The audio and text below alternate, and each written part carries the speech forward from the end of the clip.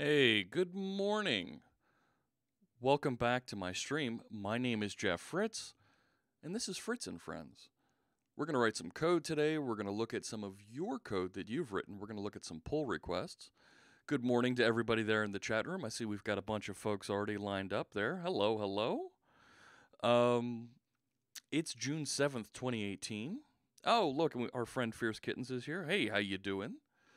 Let's put on some music here in the background. I normally go to some music from our friend Carl Franklin, who wrote this great album called Music to Code By. It's great music that's designed to get you in the flow, get you in the groove, and focused. Hey, Mordecai, good to see you. There's Isaac. Good morning, Isaac. Today I think we're going to go with, I want to go back to Orchid. I really like this song. It's one of his newer songs, available on the Music to Flow By app that you can get for your iPhone or Android device. I encourage you to check that out at musictoflowby.com. There we go. Love the bass on this. I gotta lower the audio, otherwise that's gonna be way too loud. And you'll never be able to hear me. I think that's good. Let me know. I can tune that a little bit further if we need to. All right. I'm dressed in my Philly finest, my Eagles hat. I've even got my Philly Code Camp shirt on. Check that out, right? Philly Code Camp. Great free event for anybody in the Philadelphia community to come out and learn all about .NET technology. Hosted at the Microsoft campus in Malvern, Pennsylvania. I've been a speaker, long-time speaker at that event, but I want to start on a project. I'm working on a project. I'm working on a project for the boys at the office, for the fellas at the office. That I don't want to give it a proper name yet because I don't want to necessarily steal a product name. So I'm just calling it .NET Philly, and we'll look at that in a little bit here. We're gonna be writing a global tool that you can run at the .NET command line. And we'll see that. But first let's take a look at what some of you have been up to with the CoreWiki project. I've seen a number of really cool pull requests come in that I want to make sure that we address and we give proper credit to. I gotta back off that audio, it's getting way loud. All right, how's that?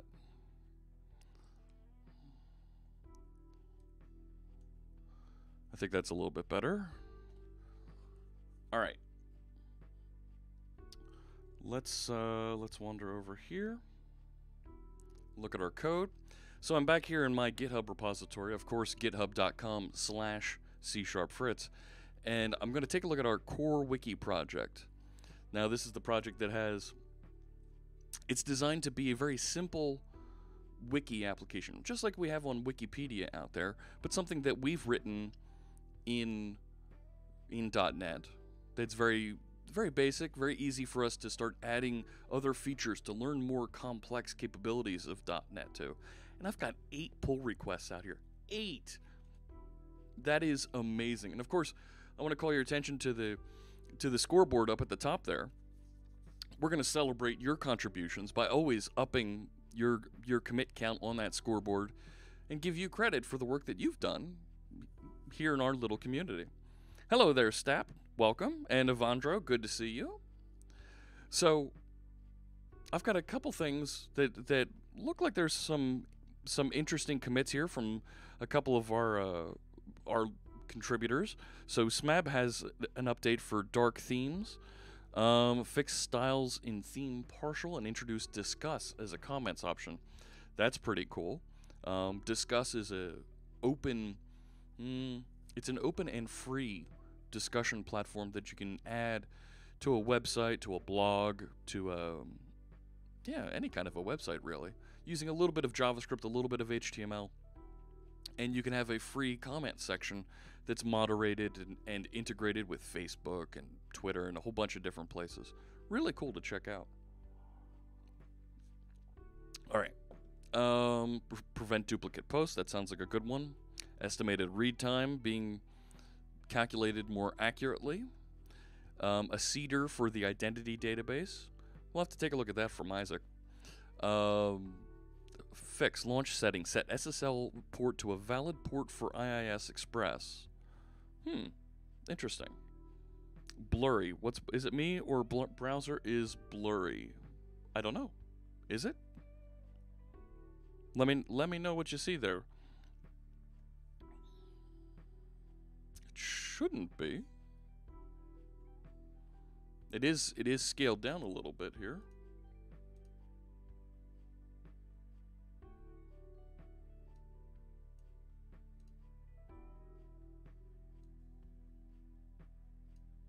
All right. Yeah. Everything looks good on my side. All right. I tell you what, I'll zoom in a little bit as well. Make that a little bit easier to see. Let's see. SSL port is a valid port for IIS Express. I'm not sure what that is. We'll have to take a look. Workspace launch settings for VS Code. And initial PWA functionality. That sounds very cool. I would love to have CoreWiki as a progressive web app.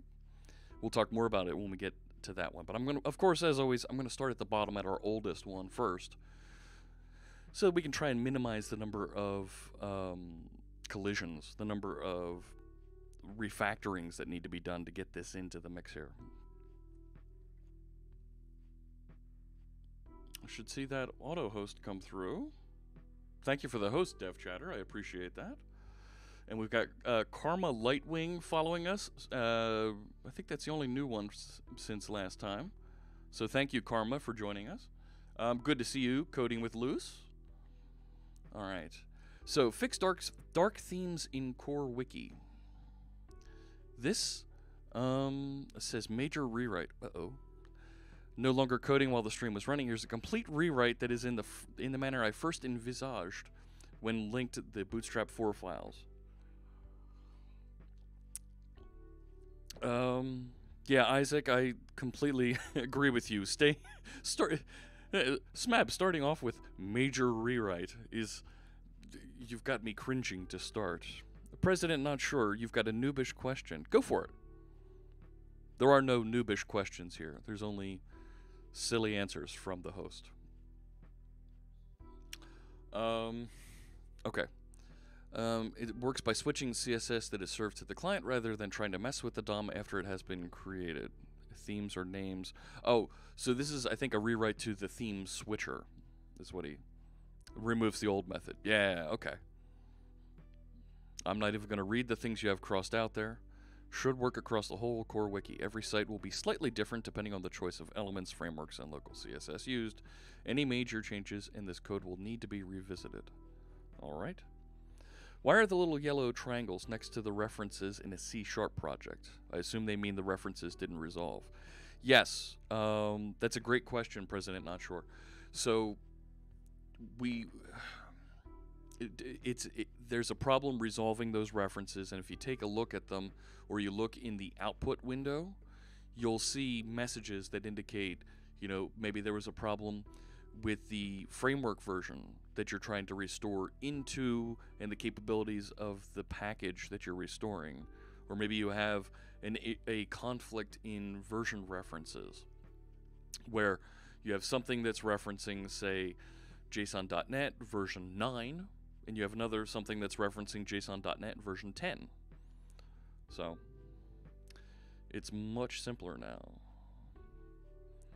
I became an MVP this month. Next personal goal is a blue badge. Yes, Coding with Luce. I saw that.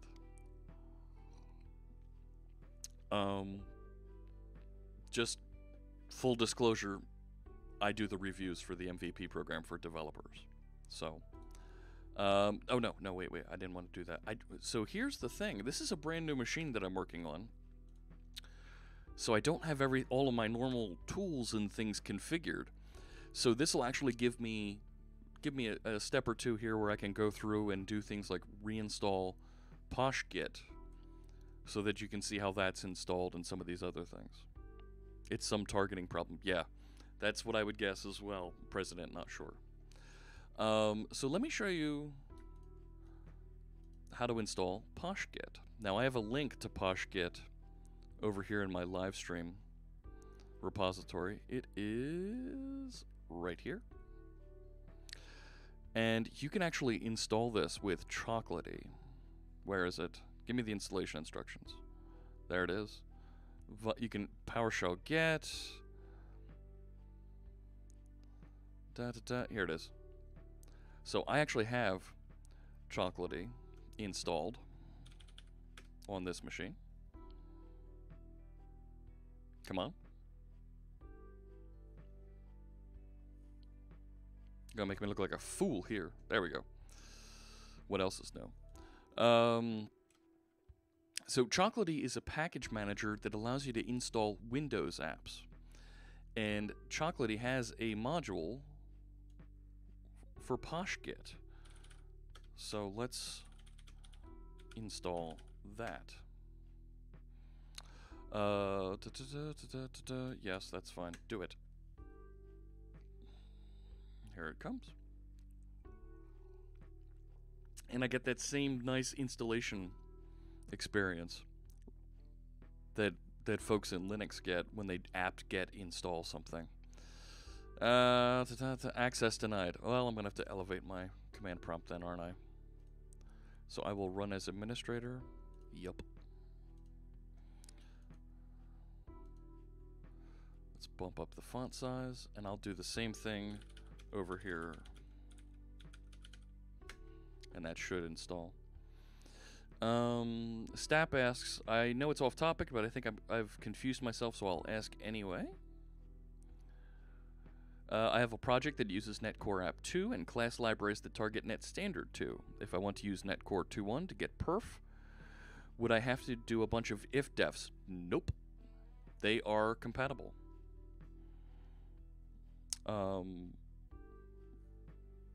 You shouldn't have a problem doing that upgrade and referencing Net Standard 2.0. Net Standard 2.0 is 100% compatible with NetCore 2.1. Azure does not exist in the namespace Microsoft. Where? Oh. Yeah, you're missing something there. Alright. Opinionated setup. Yes, it is. This is how I set up. Your mileage might be different. If I understand standard, and I don't, it shouldn't matter as long as you didn't change the APIs used. No worries, Luce. No worries. I'm always keeping an eye on folks in our community and trying to help out. Get. No. PowerShell. How does that work given the fact that span of T isn't part of the standard? Right. So there are features. Let me come back to that in just a second. Environment virus have changed, close, and reopen your shell. Alright, so let's close this. Try this again. No. Well, that feels bad. So, span of T is part of .NET Core. It is not part of .NET Standard. .NET Standard is a standard that works across .NET Framework, Xamarin, and .NET Core. Span of T has not been added to the standard. Did you watch YouTube clips from Emo? Yeah. And actually we had Emo on the workshop here, and he showed us that as well. Import Get from your PowerShell profile. Now so let's do this. Add Get to profile. No, not letting me do that either. I have to import the module first, and no, not available. Which tells me that Chocolatey didn't install it correctly. That feels bad. So let's back up. Let's try that command. Nope.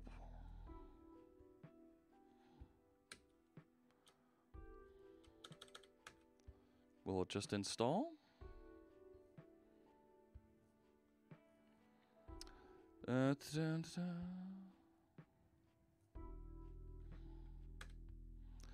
Do it. Do the install. It's interesting that Chocolatey doesn't install it. You're installing modules from untrusted. If you trust this repository, yes, of course I do. Change its install. Are you sure? Yes, I do. Okay. So I should now be able to import module PowerShell Get. Nope. Cannot be loaded. The file is not digitally signed. Are you freaking kidding me?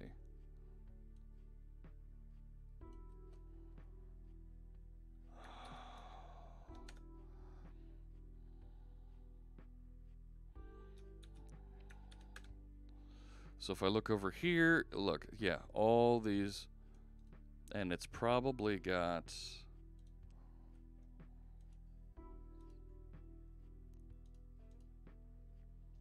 right, PowerShell Get PSM. Nope, it isn't marked with the mark of the beast.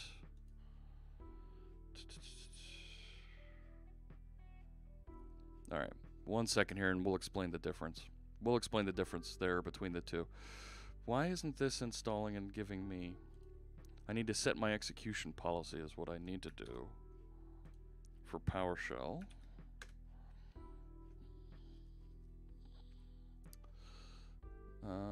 I thought there was even a command here to set the execution policy. Yeah, there it is. That's the one I want.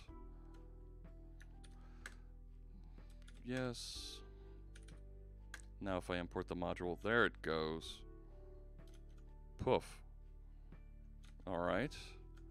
So I've imported the module. Next step.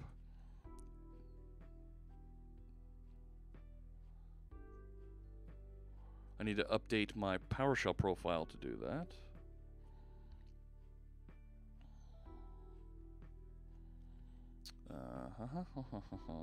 Add PowerShell Get to profile. There it is, right there. Alright, so now I should be able to go down into my dev folder, and I don't actually have CoreWiki here yet. So let's import, well, get a clone of CoreWiki. So I'll grab that URL and clone it here.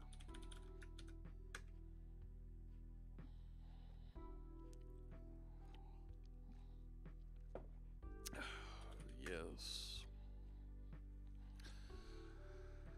All right, I don't have, that's interesting, it didn't, yeah, clone with SSH. I don't have my SSH key set up here yet.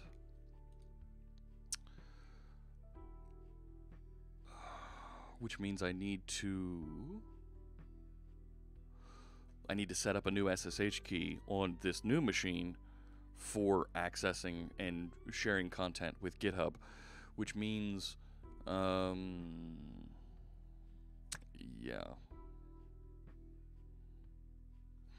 All right. So, GitHub setup SSH. This is actually really easy to do. I need to actually generate a new SSH key. So this is what I'm going to do, but I actually use, yeah, that's fine.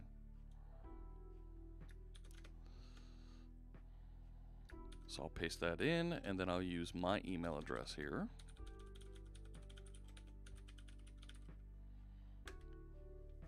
Of course it's not going to work. There will be a short interlude what goes key hunting. I know, right? Yeah, brother. I thought we had sshkeygen here in PowerShell. Nope.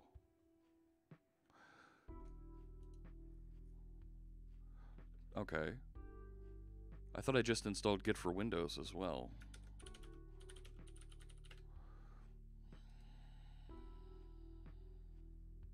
Yep. Released 9 days ago. So there was an update to Git for Windows that you're going to want to install. Fresh install, fresh bits on the machine, just like Grandma used to make. No icons. I don't care about the Explorer integration. Large file support, sure. That's fine. No. Yes. This is important. Check daily for the updates. Because there have been fixes coming to Git. Use Git from the Windows command prompt. Yep. SSL, OpenSSL is fine. Check out Windows style commit Unix style. This way I'm compatible with Mac. Right? So it's going to convert back and forth. Use min tty. No, I want to use the default console window. File system caching, Git credential manager, that's fine. Because I'm actually going to install a key for Git to use here. Because I use two-factor authentication with GitHub. You have to do install SSH. It should be here when I install Git. You could just install Git with Choco. It did, and it wasn't there.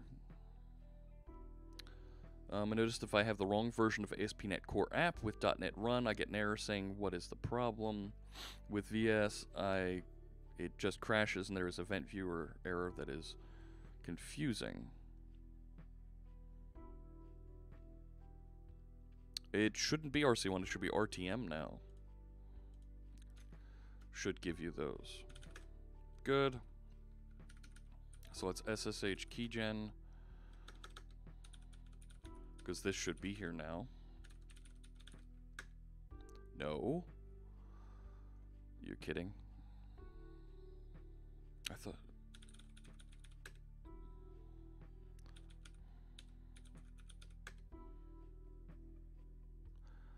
You're kidding. Alright.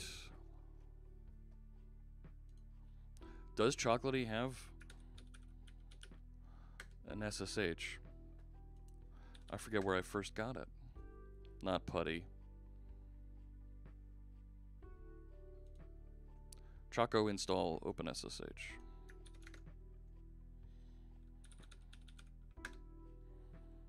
Yes.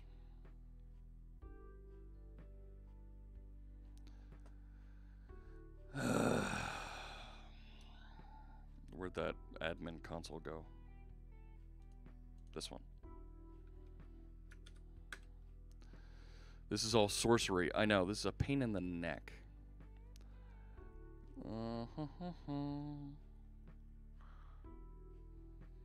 There's OpenSSH and sshkeygen.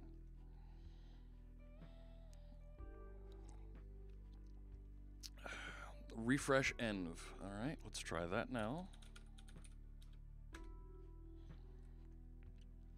So now if I try my keygen command again, nope. It's there.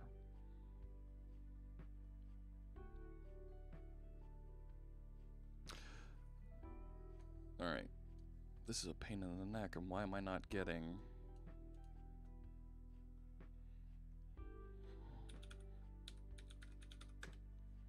That's not working either, even though it's right there.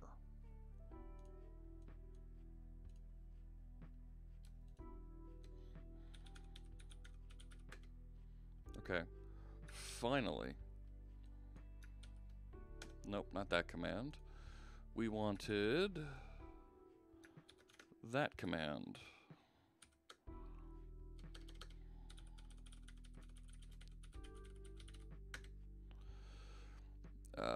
That's fine. I don't care for a passphrase. I just want it to work. All right. So now I need to go over and paste that into my profile here under SSH keys.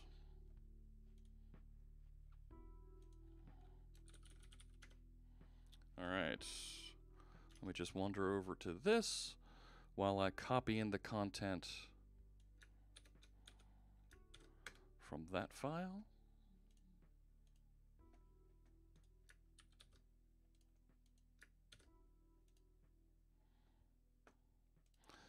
And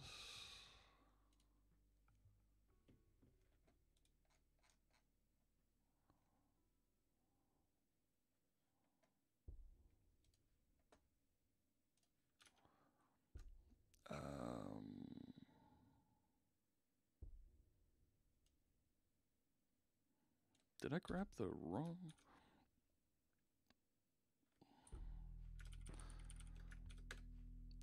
I grabbed the wrong one.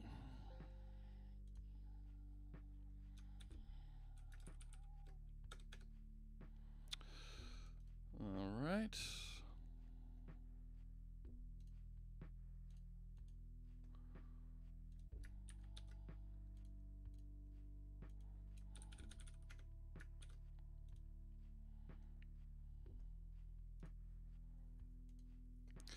And the last thing I need to do is I need a personal access token.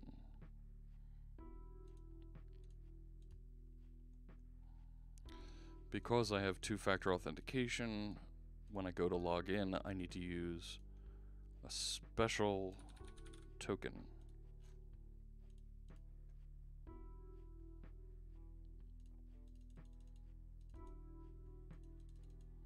All right.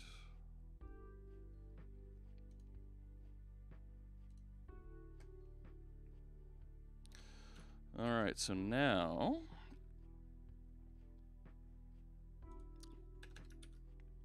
let's go back to dev and try that git clone command. Okay.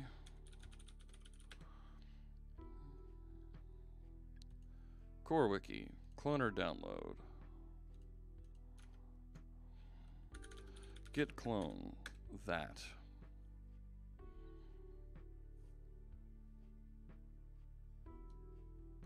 There we go. Now, I missed a whole bunch of questions here about the difference between .NET Standard and .NET Core. Yes, I did get a new machine. If you set VS to run under Kestrel, what happens? All right, hang on. YubiKey lets you move your keys from system to system. I agree. All right. So you're in CoreWiki and you're having a problem with the 2.1 SDK, right? So .NET version, you'll see I have 2.1 installed. And what you should be able to do is open Visual Studio and work directly with CoreWiki. Now, let's do this. You're having a problem at the command line, so I will go into CoreWiki and I will do a .NET restore first, just to make sure everything restores properly. Isaac always runs under Kestrel. Yeah, I like running under Kestrel directly as well. So there's that, and if I do a .NET build, I'm doing each of these steps by hand just to make sure that everything runs properly. If you do a .NET run, it'll run them consecutively, back to back to back. So that looks like it ran properly. So now if I do a .NET run, it should start up and host my application. And there it is. So if I go to localhost 5000, I should see the website. There it is. So something else is going on there. Let's do this.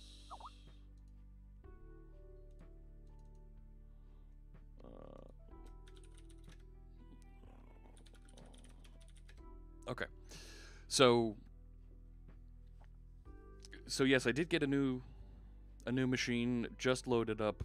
Right, I've been slowly reconfiguring everything, but I'm now able to run the stream from home all on one machine, and I think you can see the difference here. Quiet hours, I've got quiet hours turned on. Skype doesn't obey quiet hours.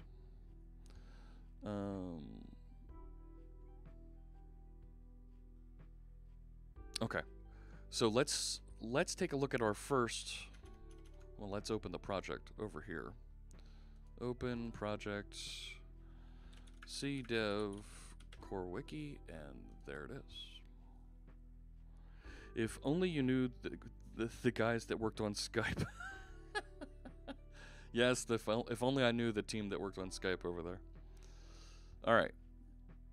So, just like you were, somebody was pointing out there, I've got a little yellow triangle, but it eventually goes away after Visual Studio finishes resolving the packages. So now, let's take a look at our first pull request here. Dark themes in CoreWiki. So let's go down to the bottom here. I'm going to grab the command line instructions. Click it several times because it never works the first time.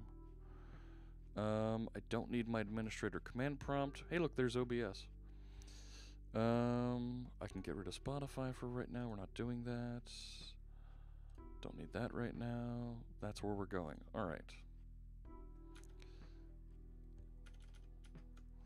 I'm going to kill the website for right now. This isn't PowerShell. Let's get back over there. There we go. That's the prompt I'm used to. So let's do that git checkout and take a look at the changes from SMAB here. And you know, I'm just going to open a new browser, a new command line. I hold down Shift and click it, and it'll open another one. All right, so .NET run.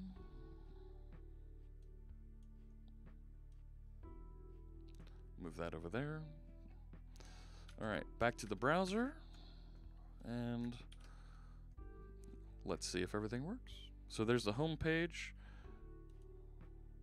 Default, dark, and ouch. What did you do? So if I choose default, it's kind of the default. If I choose dark, hey, that's pretty nice. That's pretty nice. What do you guys think of that? That looks pretty nice. And then ouch. Okay, ouch. That's like hot dog stand. Ouch. But dark is nice.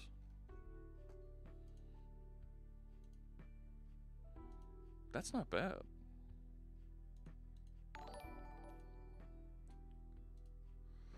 Moz, thank you for the subscription. Oh my gosh. I appreciate you sharing your Twitch Prime account here.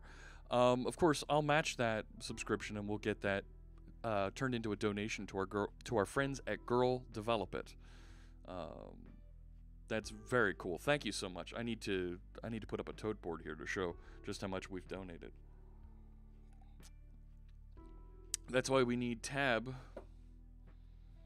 multiple instance of PMC in Visual Studio. PMC, Project Management Console, Package Manager Console. Not sold on that. Hot dog stand for VS Code. I'm not going there, McNerdius. I'm not going to inflict that pain on you. But that's pretty cool to see. Yes, what is ouch? Now you've seen what ouch is. It hurts bad. So I like it. That looks like a pretty good contribution from Simon there. I'm going to merge. So we'll confirm the merge. This is a great contribution. It makes the UI look really nice, especially in dark mode. Cool. All right. Now, the contributors count up at the top should update. It's going to update every 5 minutes or so.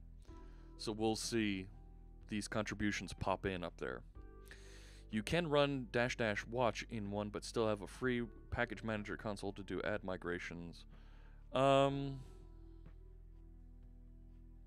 think there's other options for that as well. Let me come back here to this. Because there's actually a console that you can install.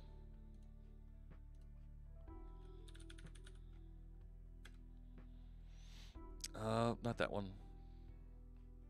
Shoot, what's the name of it? Visual Studio Live Share recommends it.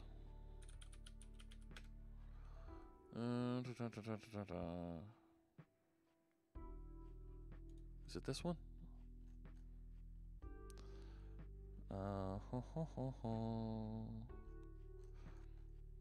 Documentation. There's somewhere they recommend the console to use. Share terminal. Here it is.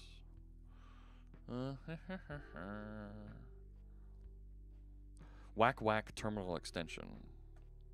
Which sounds weird. So I could do that. And while that is patching, I'm going to git checkout dev, git branch delete. Gone. All right. And we can look at our next pull request. Fixed 93 and also the styles for theme partial. Introduces discuss as a comments option. All right. So this top links break when viewing an area page. The theme select element will now respond to the size of the screen more accurately. When the screen is too small, it will move to a new row. So I have a feeling there's a collision here. Yeah.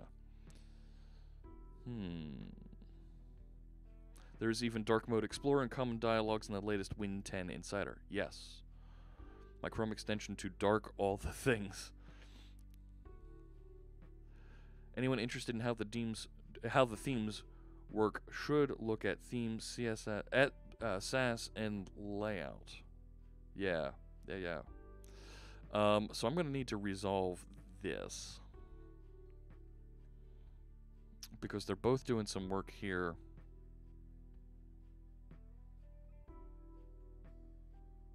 You know what? I don't want to resolve it here. I want to resolve it back in... You know what? I don't even have Visual Studio Code installed yet. I'm a bad developer.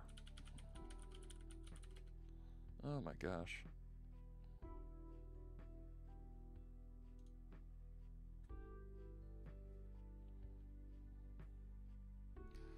Use dark a lot. Yeah.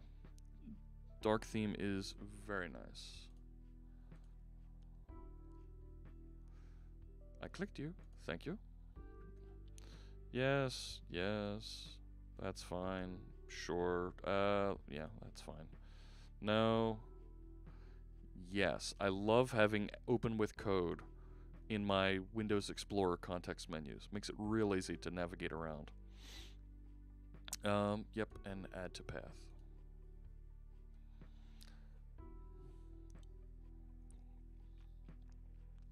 Notice it installs a little bit of Node. I need something like, is that Night? What is that?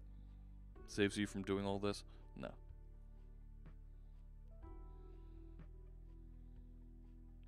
It's a one-time thing. I'm not rebuilding machines all that frequently. I don't mind. Launch. Good. Yes, I know about Visual Studio Code. Alright. So. Oh, JC, you look so stern there. Alright. Where was I? I need to do this merge and resolve this conflict. So, no, wrong button. Wrong link. Command line instructions. So let's copy the instructions. Come back over here. Pull that down and... Now it's interesting, it didn't show me the conflict.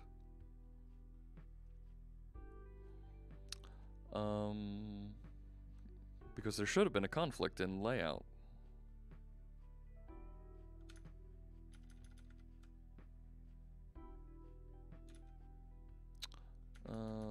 this one.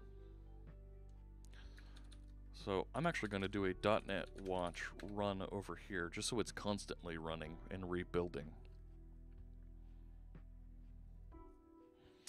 There's a good Channel 9 segment from Build 2018 talking about automating the setup of development environments.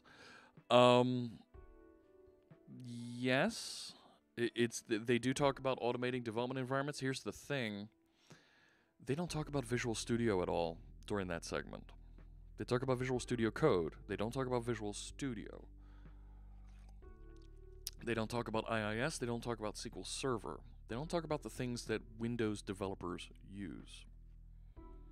I'm not on the dev branch. No, it merged on dev.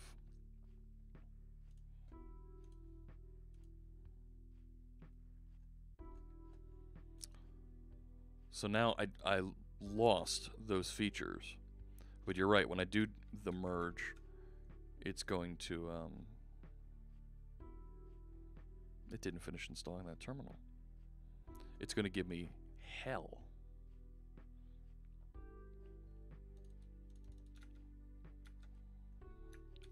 So let's start that. Yeah.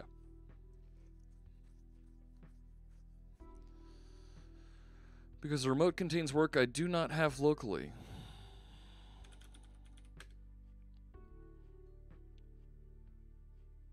So there we go. That's a frickin' mess right there. Not so many conflicts after announced buying GitHub.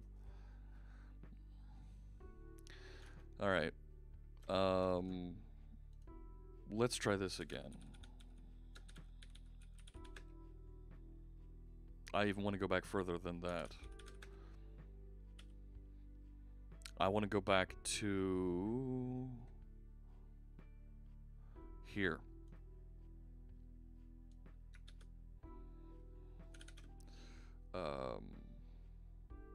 Now, how did Sarah show us to do this? I want to roll back and make that the head. It's not a git checkout, and it's not a git reflog. Oh, Sarah, you showed us how to do this, and I forget now. I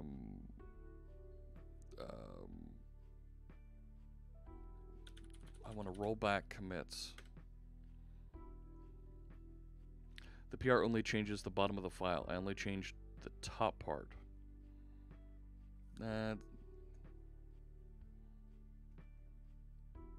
It's not a revert that I'm doing. I want to git reset to it.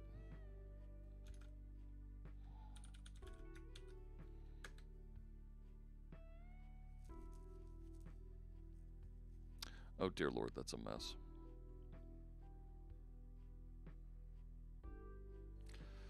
Shoot, shoot, shoot, shoot.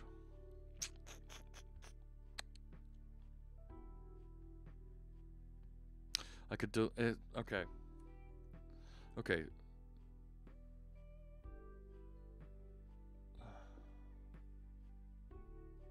I know, that's a ton of points on that answer.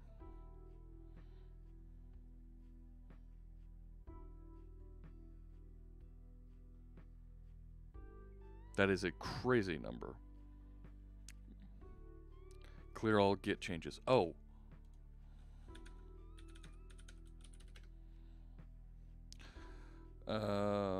Git reflog, git reset head at index. We'll get back the stuff you accidentally deleted or remove some stuff you tried that broke the repo.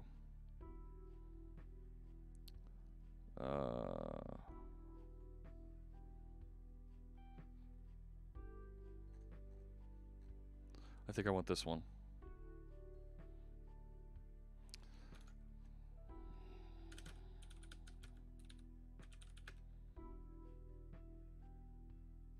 Yee.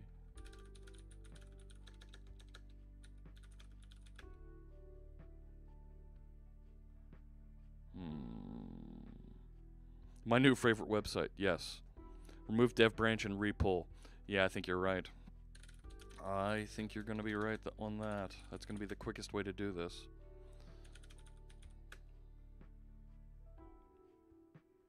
How do I have new items? Alright, git branch. Let's delete dev. Git checkout. -b dev. Git pull. It's going to tell me, yep. Set upstream to equals origin.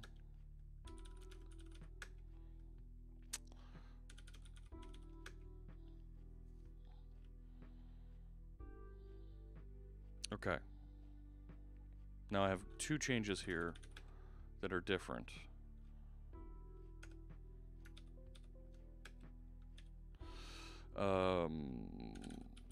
What are those two changes? Comments partial and discuss comments. Now it didn't give me the merge error on this, which is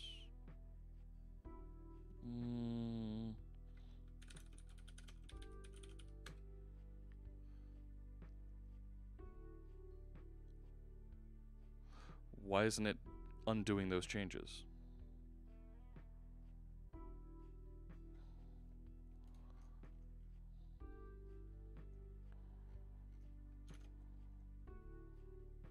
That doesn't make sense to me. That's better. Thank you. All right. So now let's try that merge again.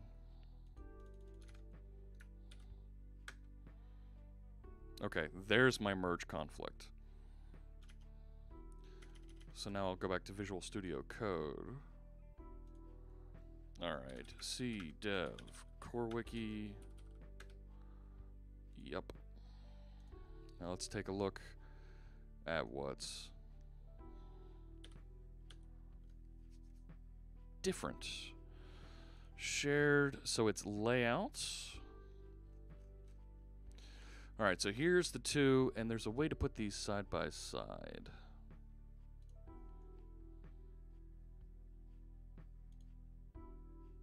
No, that's not it. No, that's really not it. That's better. Okay. We've added justified content between call SM12, call medium 8.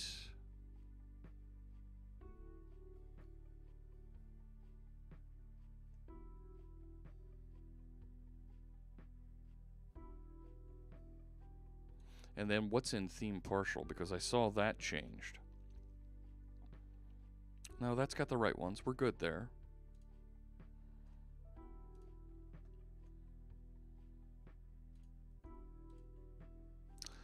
So actually, I think we do want to just take the incoming. This looks okay, I think.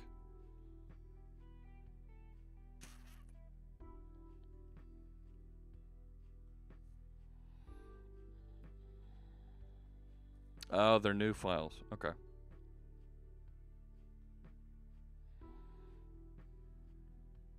All right. So I think I'm going to take... It won't let me do the take thing.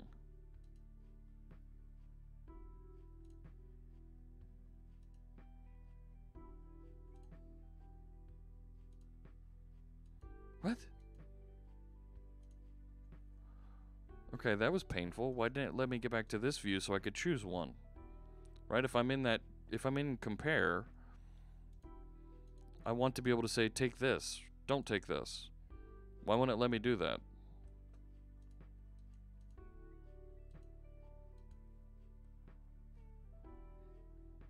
Music is making me sleepy. I'm going to accept the incoming change, I believe, here. And wasn't there another conflict? No, it was just layout. All right. And it's still running over here. It looks... So I should be able to go back to the website.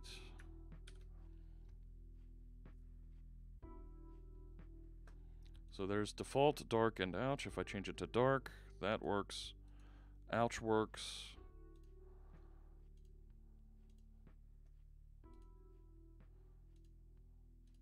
And these are all apparently working.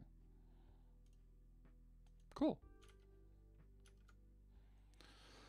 So let's add CoreWiki. No. Oh, I'm already in CoreWiki. Pages.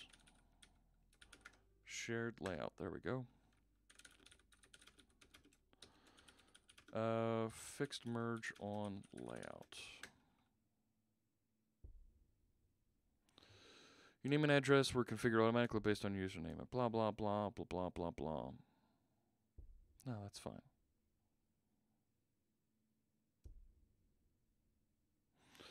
All right. So I did the commit. I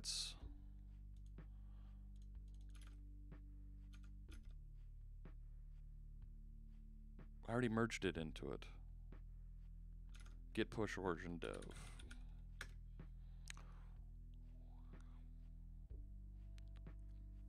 Oh, come on. So I have email privacy turned on my profile. There it is. So what it wants me to do is it wants me to change my email to this. But I've already shown my email how many times today?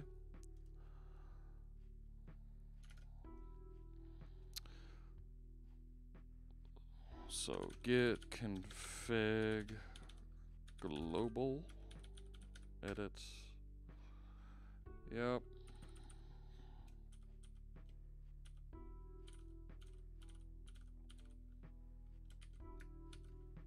Ah, come on. You're not going to paste that? No. You stink.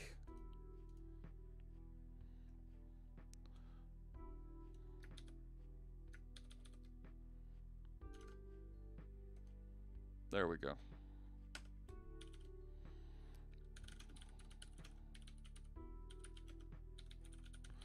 Reset author.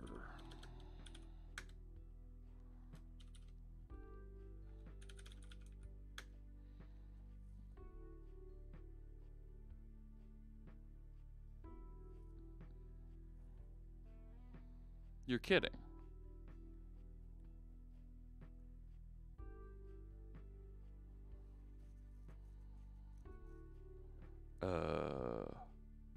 I thought we just did that.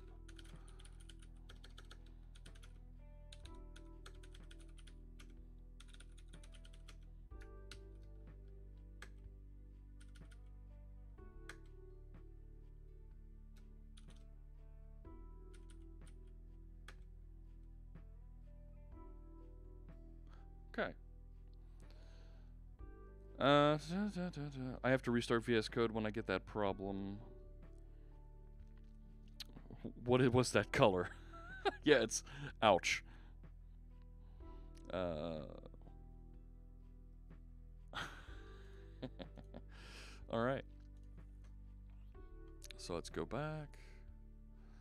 So merged, good. Now did it close 93 and 6? You know what? I didn't even look at discuss in there.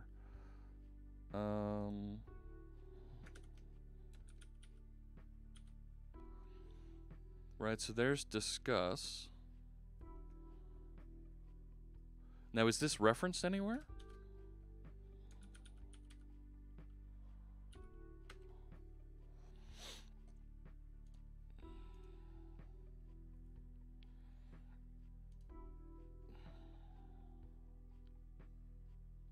Comments, engine. Oh, that's very nice.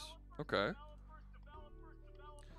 Block TT2, thank you so much for the follow. I appreciate you joining us here. Let me know if you have any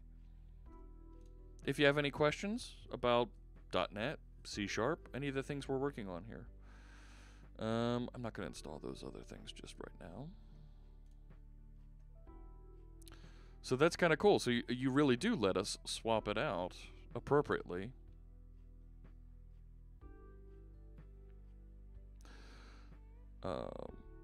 Very cool. Holy crow. Oh, this is in the partial. I don't care about the partial. The generated code. Way down in obj. Okay.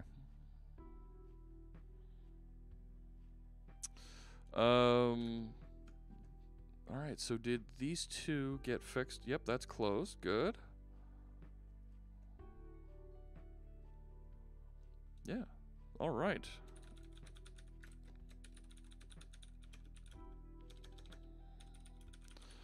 Thanks for the help at Parathon. There we go.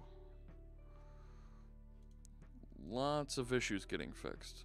Awesome stuff. Prevent duplicate post from our friend Mr. Magoo. Fixes 81 by disabling the submit button when the form is valid. 81 says race condition on the async post. Yeah, I've got to do a settings sync. You're right. Alright. So prevent duplicate, and we're modifying layout. So let's see what changed here.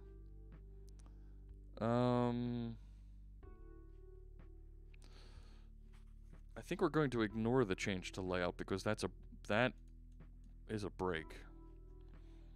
And we're just adding this bit down here. Alright. So this should be a pretty easy merge. I can actually resolve the conflict right here by just not taking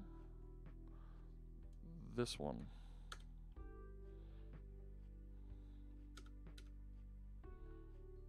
And removing that. Yeah, there we go. This double scroll bar thing is kind of weird. Alright.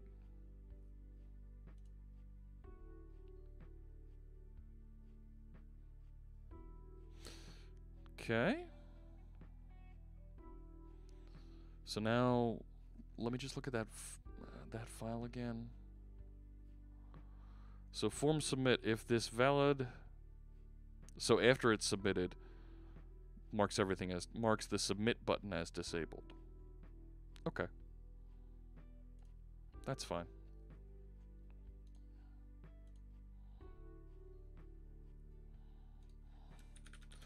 Thanks for the contribution. All right. And let's make sure that 81 closed. It should have automatically. Yep. Updated estimate read time in moment.js. Let's see here. Yeah, I like this. Now it says a few seconds. Refactoring the calculated read time. Instead of returning a calculated amount, returns a time span, and then use milliseconds from the time span in moment.js to give a better representation. So let's look at what changed there. So in the string helpers class, so word count, doing a regex matches now on that.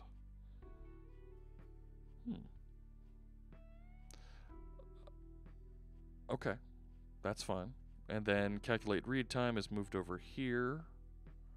Where's the rest of the changes? There's calculate read time. And we output total milliseconds there now, and then here's your calculation. Right, and moment.js is already on the page. I love the .humanize function. That's so cool. So .humanize actually takes whatever date time information, and it makes it into something that says, you know, a few seconds ago, a few minutes ago, something like that. Something that humans would actually say. So I see no conflicts with this, and it looks like a pretty good contribution. So I will merge this one as well. Thanks for the contribution. Edge Mafia. Thank you for the follow. Why are there two calculate read times? One in JavaScript and one in C#? No, there was only one. Let me go back and show you. Calculate read time is here in C#, in this string helpers C# class. And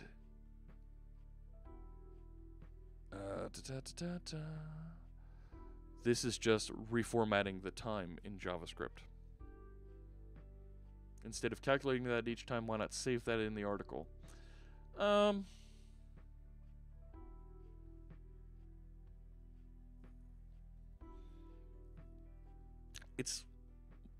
It's not that long. It's not that bad. I'm okay with doing it on the client side. We could certainly save that string.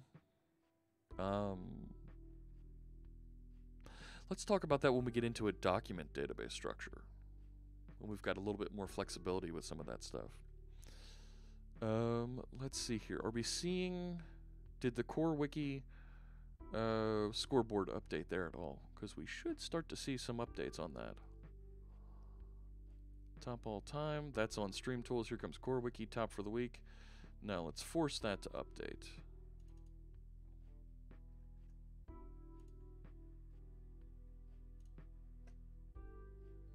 We should see some new data come through now.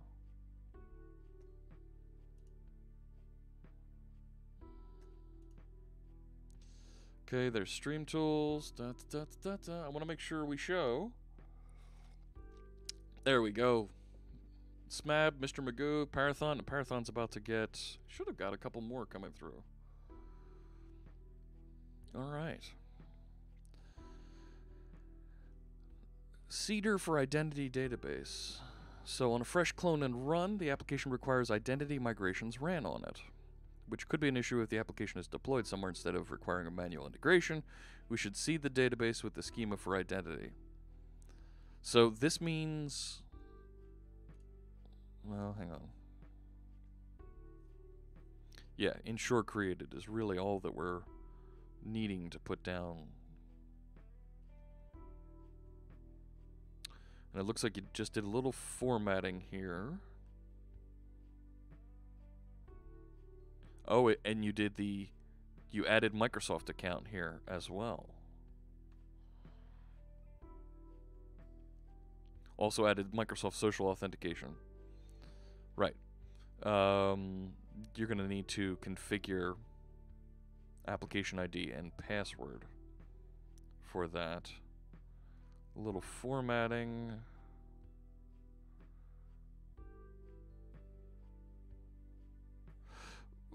Why not seed the data together? Oh, they're in two different locations. Okay.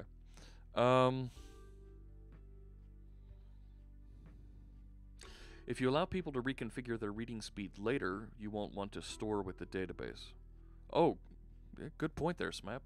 Very good point.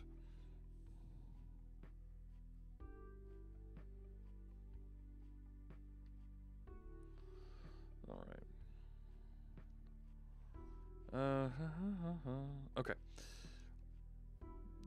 If this isn't defined, we're not going to want to add that authentication.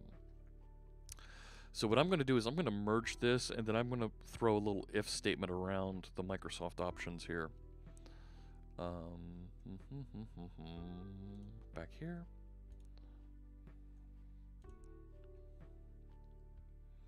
Cool. Thanks for the contribution. All right. Now I'm going to pull that down and just throw a little if check around that. Okay. There we go. So it's restarting with those updates. Okay. Now let's... Oh good, it's done installing all of that. Let's reopen here. I had to change the identity UI scaffolding to allow for cases where people only have external accounts. Ooh, that's a good point. Extended concentration needed for this. You do need the settings in config, right. So what I'm going to do is I'm going to throw a little check in there that says settings not found and not configure it, which is, where'd it go?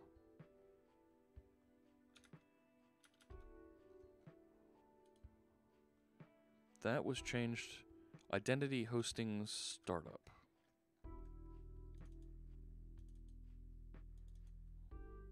There it is.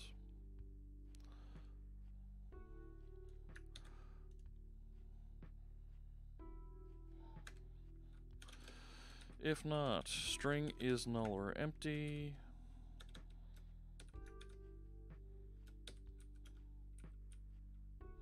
Oh, come on. There we go.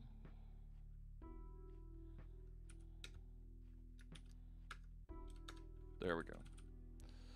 And that. And I like to put an extra space there, an extra space there. Good. All right. Goldfish attention span number. Can you just put empty ones in the settings file? Though I did, but it must have forgot. Even if you did, it's going to try and configure it. And I don't even want it to attempt to configure it if the settings aren't there. I agree with you. Where was it? You have authentication, Microsoft application ID, and password. Right, so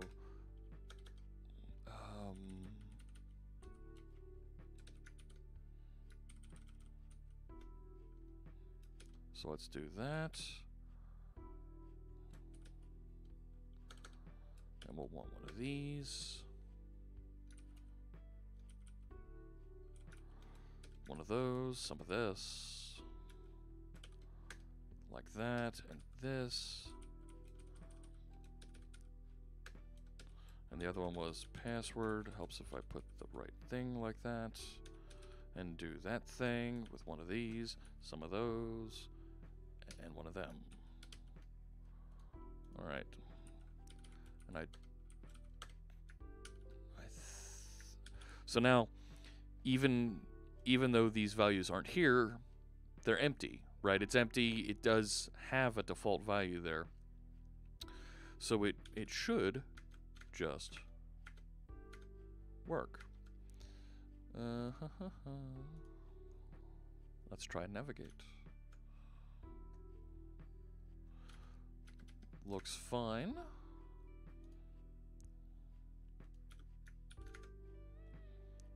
Let's see if we can get that to... Normally you would place that in your secrets files. Yes, but I want to force it to always have a value there and actually kind of show you where it should go. So that looks like it ran properly. If I click register, it's not available as a setting. Secrets is the best way, yes. Oh yes.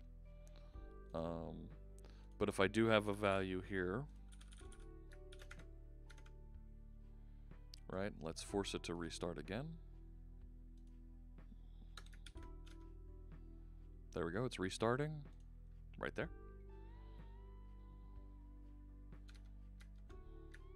Refresh this page, and it's not showing me a Microsoft account. Ah, there it is. Wrong page. So now if I delete this, delete that, restarting, there it goes. And it properly hides it. So I'm pretty happy with that change. What do we got? What do I have an update to site min?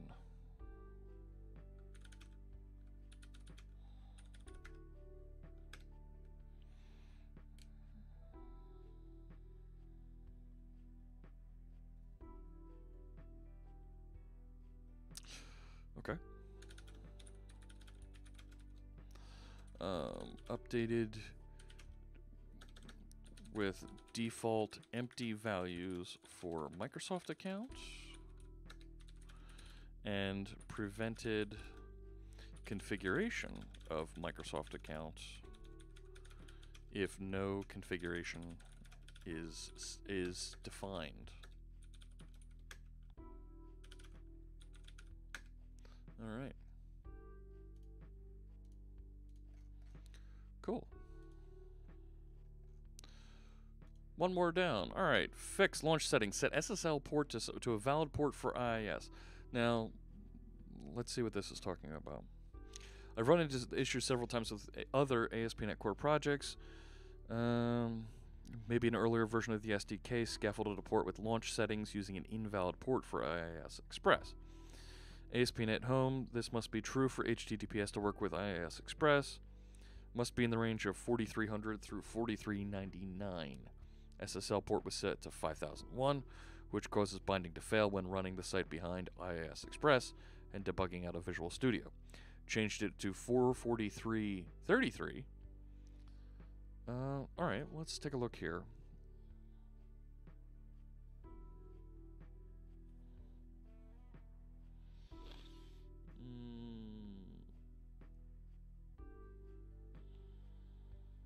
Callback has to be configured on the Microsoft site. Yep. Adding Facebook, Google, Twitter would be next steps, but you just add the extensions. Right. You have to do certain steps for each. PR has the steps to do it for Microsoft. Yes. Well, this application URL.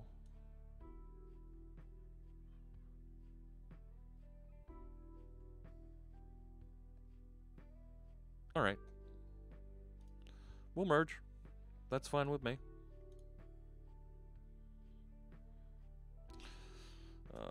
Thanks for the contribution. That was easy. Right, if I just pull that. If we stop this one for now and go back to this, I should be able to just click IIS Express and have it launch.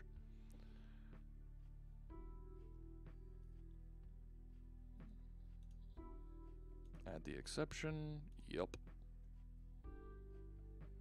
And we're in. Cool. Works for me. Alright. I'll let that run in the background now. Workspace launch settings for VS Code. The git ignore...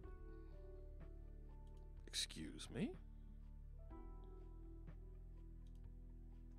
What happened over here? Failed to bind to address localhost 5000, one or more. Oh, because IIS Express is running. And listening on that port. Goodbye.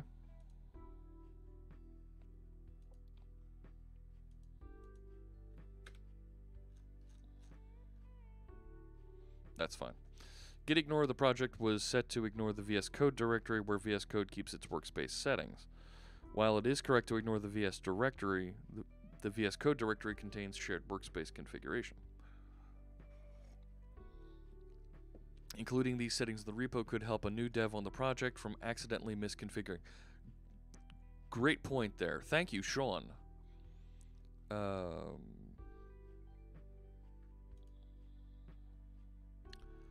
So, including launch JSON and tasks. Yeah. Now, I'm very cool with this change. That's perfectly fine. Thank you for helping to make it easier for developers to join our project. So comments are invalid in a JSON file. Yeah. I hear you, but at the same time, you need to be able to document your configuration. Initial PWA. All right, so let's come to this in just a second here. yeah, that...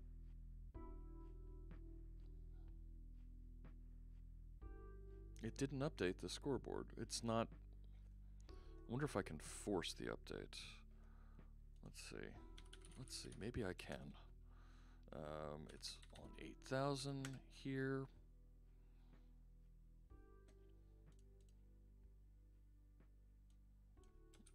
If I just go to test. There we go. That forced the update. All right.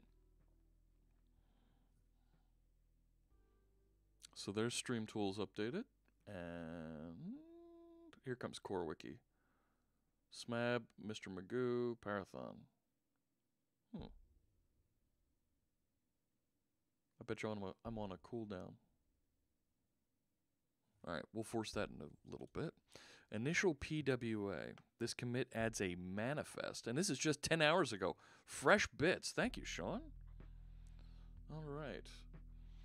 Adds a manifest to the dub root with a set of icons. We need to talk about PWAs here. It begins to address issue 12, but without any service workers. That's okay, I think. So, Progressive Web App is a way for you to bundle up and make your application feel, your website feel like a desktop, a client application.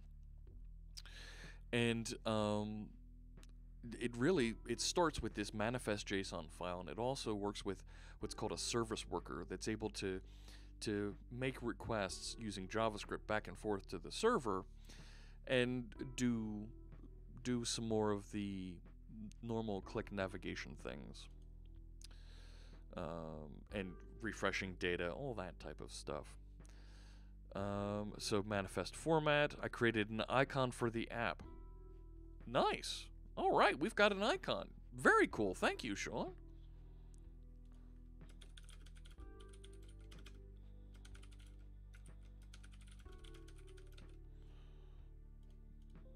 That's awesome. Awesome stuff there. Okay, generated various sizes needed for iOS, Android devices, included links to them directly in the layout for browsers that don't yet support manifest JSON. If you were to load this site up, say in Android Chrome, you can install the app to your home screen and then launch it by tapping the icon, at which point you'd see a splash screen with colors from manifest JSON. So 19 files changed to do things with the layout. Right, here's all the icons. Oh, that's awesome. And there's our manifest JSON that references them. That is a great start on that functionality. We do have to resolve a slight conflict here. I don't think we changed these at all.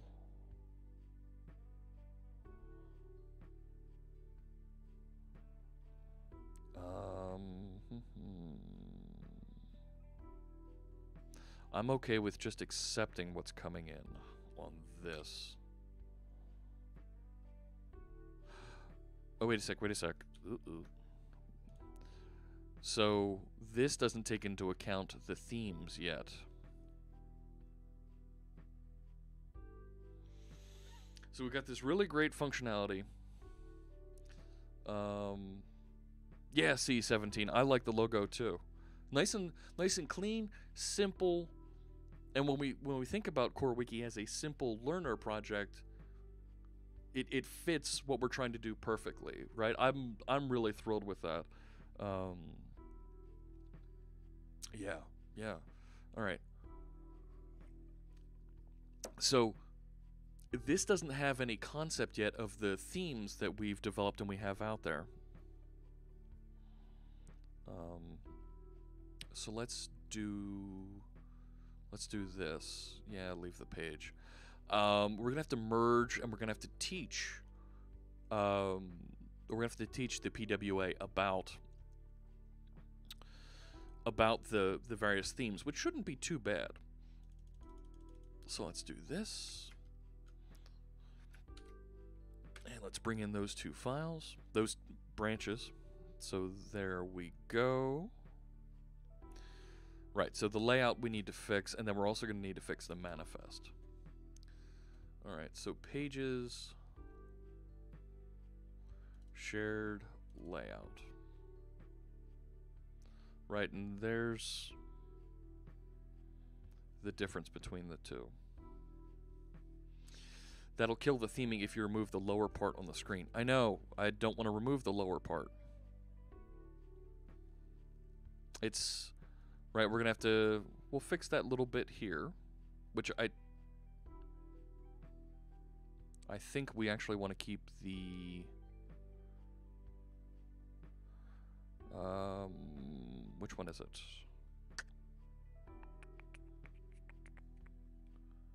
I think we want to keep this one. Yeah. Right, the collate with the call SM. So let's do that one.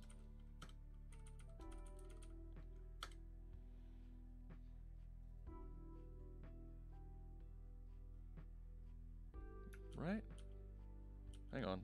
Think this through. Hard to see the differences. Yeah. Why isn't it letting me view them side by side?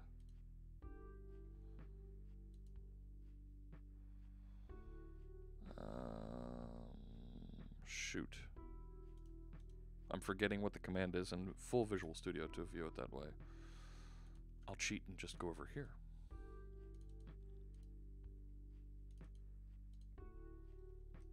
There we go.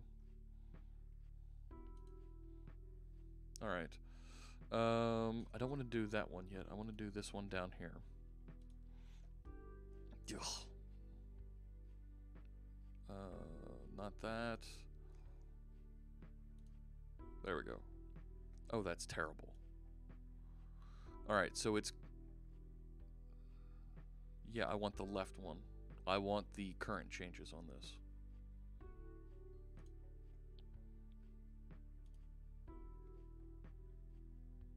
All right.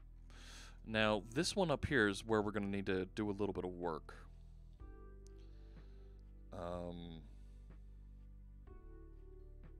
So it dropped the title. And there's this nice block that does the theming and decides, right, sets up, here's what the theme name is based on the cookie.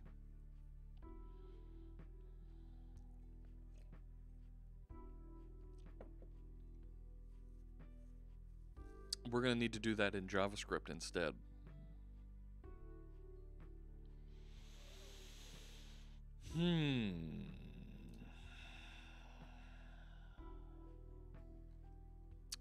Let's see. That's not too bad to do. Watching on the big screen in the living room. Oh my gosh. Look at me, I'm on the big screen. That's got to be kind of scary, actually. That's got to be really kind of scary.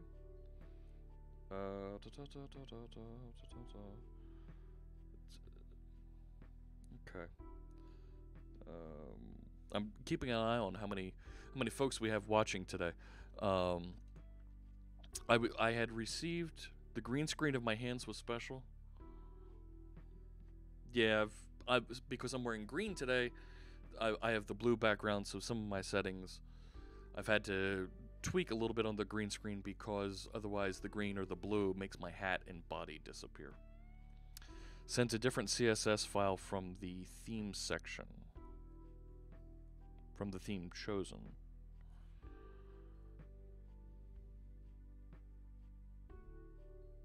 No,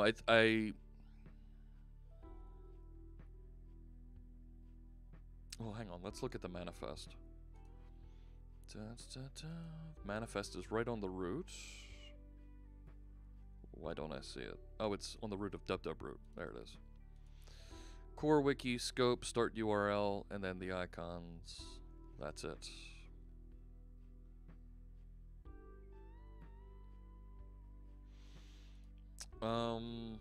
Is it gonna know to fetch?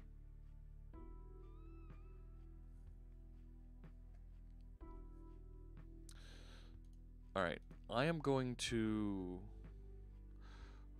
All right, we need to kind of merge this by hand. I'm going to drop the title, but the stuff for the theme name I'm going to hang on to here.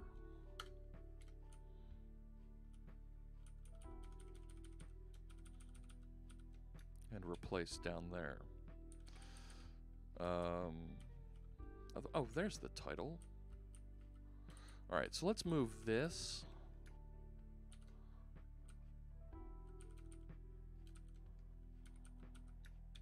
Right there. Okay. So now viewport, the link, and then the icons. That should work. Waiting for a file to change. I'll give you a file to change. Let's see.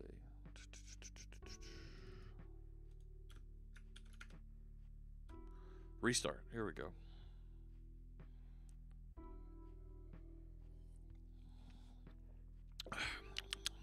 All right. Let's. So now I refresh. Look at that icon. Look at that icon. You can barely see it on the screen. That's pretty cool. I am thrilled to see that. The rest of it, this looks like it works. Dark mode works. Okay. So now, doesn't Edge support?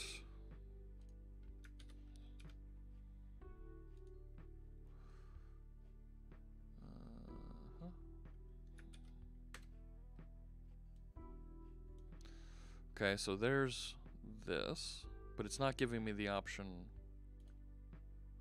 to do the install.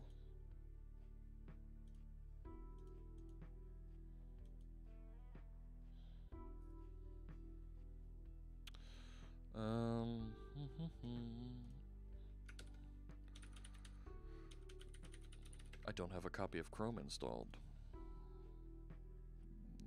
Nope.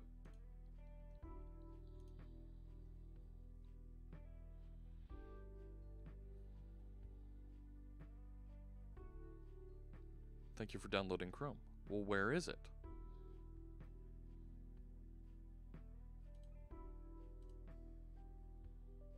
Yes.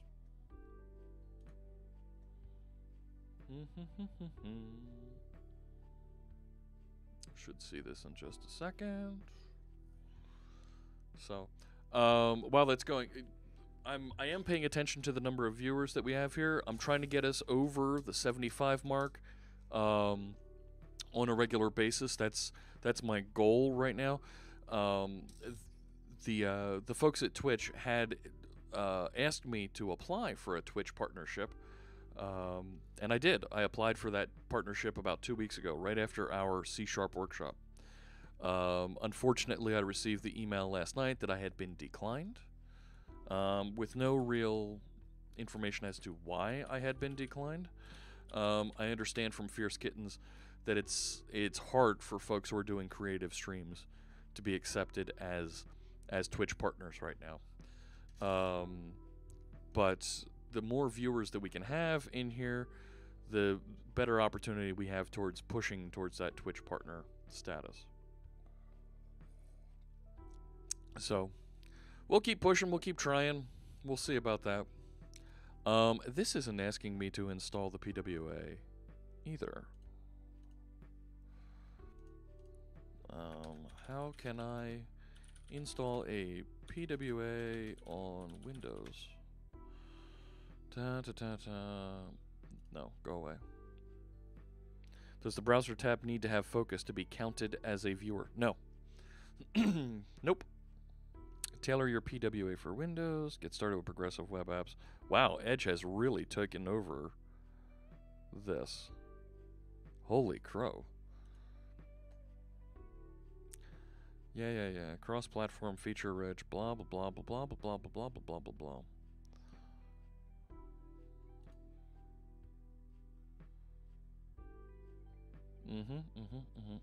I want to open it. I want to be able to install it and save it as one from my local machine here. You can debug your PWA as an installed by selecting it from the list of local targets.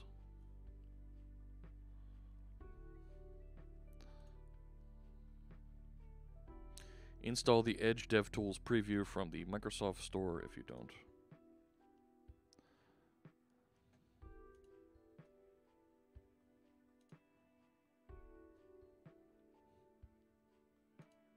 Alright, now I'm really I didn't want to do that.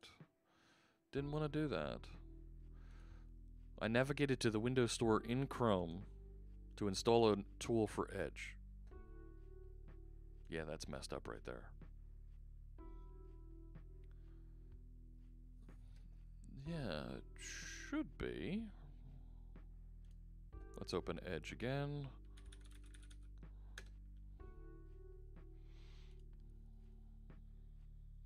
Pin this page to the taskbar, pin this page to start. Yep. So now if I go to my start window, it's not showing the icon for Edge. And it's actually not letting me click on it either. That feels bad. Alright, but it's the initial block of functionality that we need here. And we've got that merge done. So I am going to merged and enabled themes. Cool. And let's push all that together.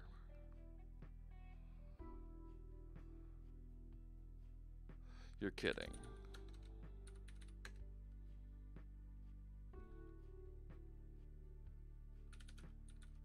That's fine. Cool. Merged. Thanks for the contribution. This is going to be really cool when we have it running. When we have it running in public. All right. I love that icon. That just, you have no idea how thrilled I am with that. So that's it. That's all we have for CoreWiki today. And dear Lord, that was an hour and a half. And most of it was probably spent with me fumbling around getting my tools set back up. The themes was already there.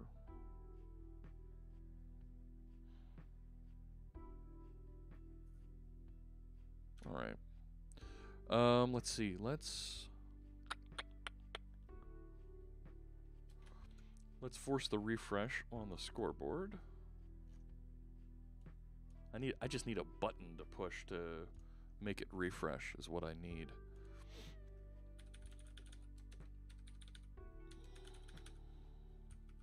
That one. No, wrong one. There we go.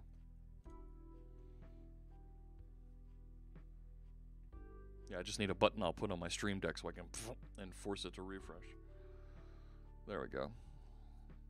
We should start to see some of those new contributors up there now.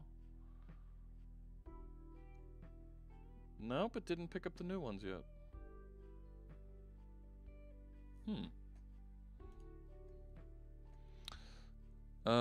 Okay, so that's what's going on with CoreWiki. Now, I wanted to talk about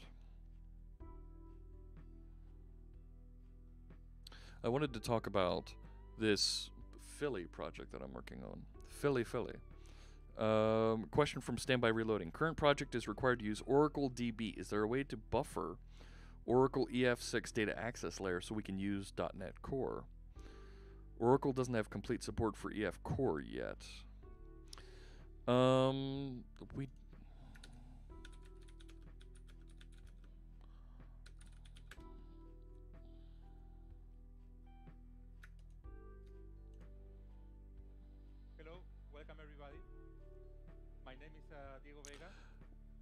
Now, why did they have that camera straight down on these guys? That's terrible. But this is Christian Shea from Oracle showing that it's available.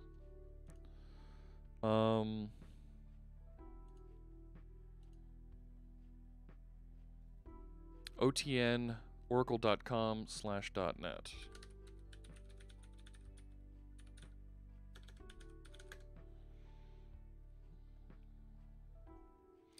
So there's a managed driver. Yeah. But is there a way to cache it? To buffer it, I'm sorry. You could put it over in a... Well, this is one of the reasons that folks like to use ASP.NET Core on .NET Framework, because there's a... You could use Entity Framework 6 with ASP.NET Core, but you should be able to use this new Oracle capability. Just hide the .NET 4.6 from the .NET Core project. Yeah, but this should run on .NET Core now.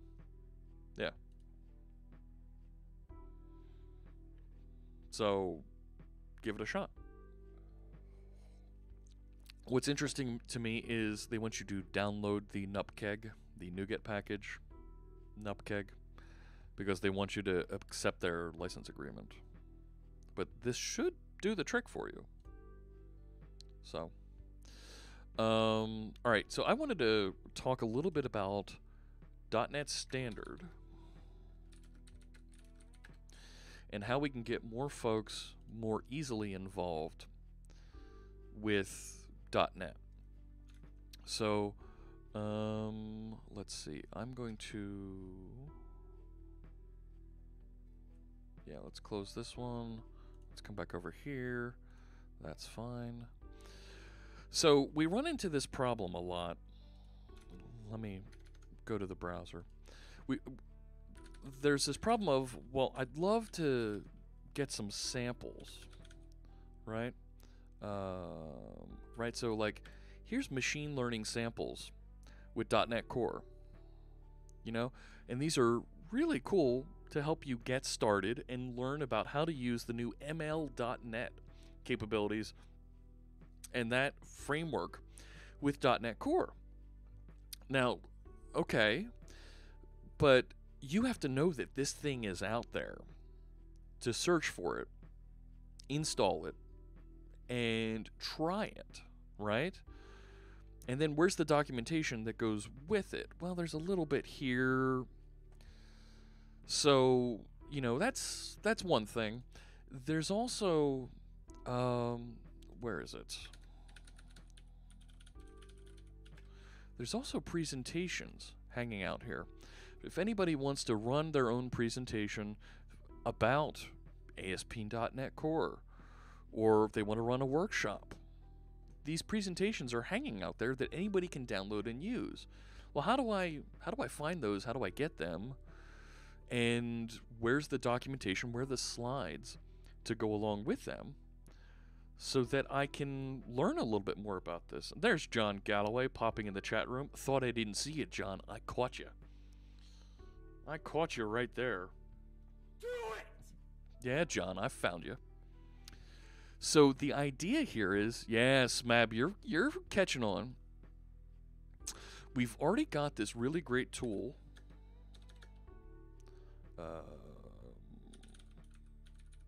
That's not how you spell PowerShell. There we go. We've already got this really great .NET New command that says, hey, here's all the templates that are available that you can build with the current version of the SDK and the framework that you have installed. Wouldn't it be cool if we had...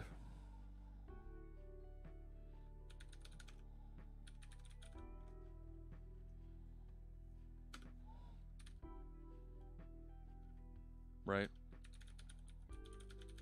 And you could download the machine learning samples and have them running on your machine in seconds.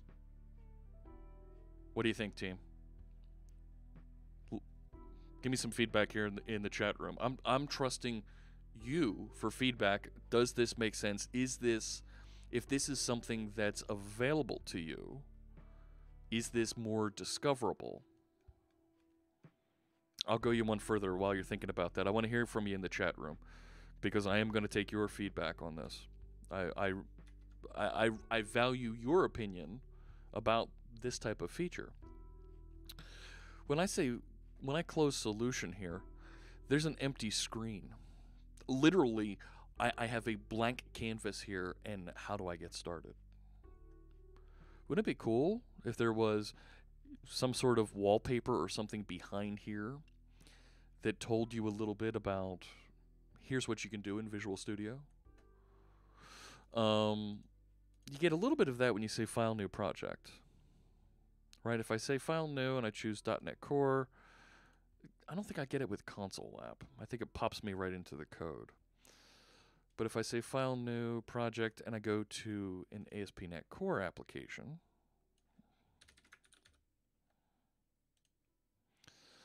that's fine. I don't care. I get this page. And there's no there's no way for me to jump off and, hey, there's this browse docs, samples, and tutorials, which when I click this, it wants to open a browser, and now I'm completely out of Visual Studio, and I'm over here, and we're growing this page, but I don't look at this and go, that looks really cool, I want to do that. This is very technology-oriented, not solution-oriented. The VS Installer Loadout Cards UI is nice. Maybe take that approach. The Workload UI. Yes. So there is, I believe it's under Azure.net. So there's this user interface that I think Sean, SG Watt, I think this might be a little bit closer to what you're talking about, with some links to some videos, some training, and then some tutorials down here. So I think there's an opportunity to do something like this, not just over here, but in here as well as another tab. And for those folks who don't have Visual Studio, do this. I used to customize the VS welcome page to add some of this stuff many versions ago. Yes. Right? We used to have, when you opened Visual Studio, we used to have a page that would pop up and say, here's what's going on in the .NET community. And we removed that. And it feels bad. Easy access to examples can never be a bad thing, says Welsh Ronaldo. Yeah, I agree. And who was it? Somebody was actually, speaking of cards, Sean was saying about the cards. I think it was Janescu was talking about using the new adaptive cards, adaptive UI cards. I forget what they're calling it in Windows, to do things like our GitHub ticker up there. I reached out to the program manager for that feature and said, hey, would you be interested in talking about this, showing this on the show? And he sounds interested, so I'm going to follow up on that, and we'll go after it. I've turned it off. I don't think start page, there it is. This page. But you can't get back to this when I close everything, right? When I close my solution, right? It's not intuitive that the start page is still hanging out here with this information. Yeah, this thing on the side with news. So news is not bad. I like this over here. But I'd like to put, like, samples, right? A link, some way to go get out of here and go get samples in here. So, and do it not in the browser, right? But do it here inside of Visual Studio. And maybe we can even use the adaptive cards interface here. So, that's the thought process that I'm going after. So what I think is something fun that we can do here on stream is let's go after this. Now, I don't want to steal the samples keyword, so I'm actually starting a little project here.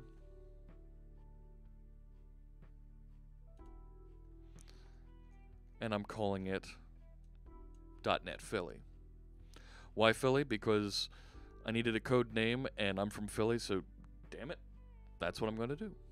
Live share plus payload equals guided tutorial. Ooh.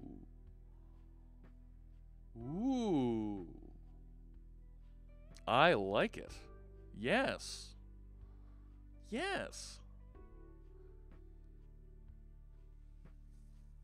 All rights reserved.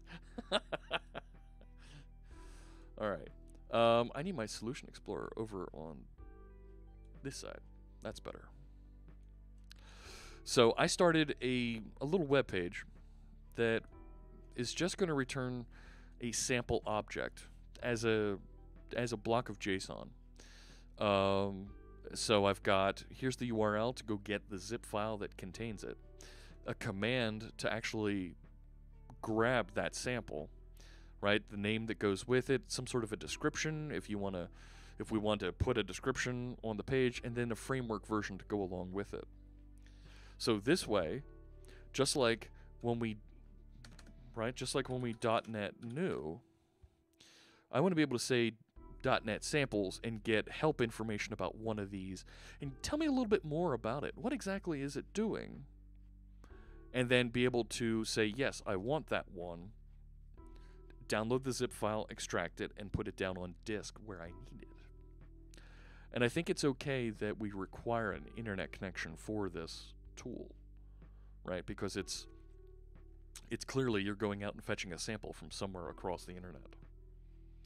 So I think this is an easy way for us to dip our toes into global tools.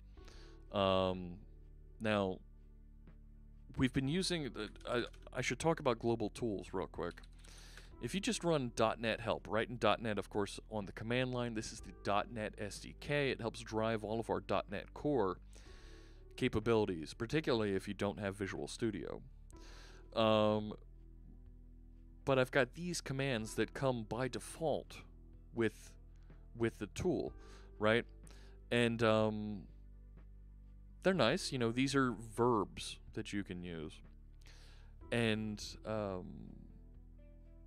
oh, Mordecai, you are way ahead of me. Yes, yes, and yes. I completely agree with that. Let me get back to that. That's a great design point to make. And Mordecai's pointing out that it'd be great to allow the feed to be configurable. I could see enterprises saying, here's our samples of how we built things, and put them over there. Yes. Orlox5998, thank you so much for the follow. I appreciate that. Look forward to seeing you in the chat room and answering your questions, or taking your feedback. So, oh, thank you, Voxy John. Voxy Gone? So these commands come out of the box, going to lurk and learn. Amen. But don't be afraid to ask questions. I'm more than happy to pause to answer your question. There, like I say, no dumb questions here, okay?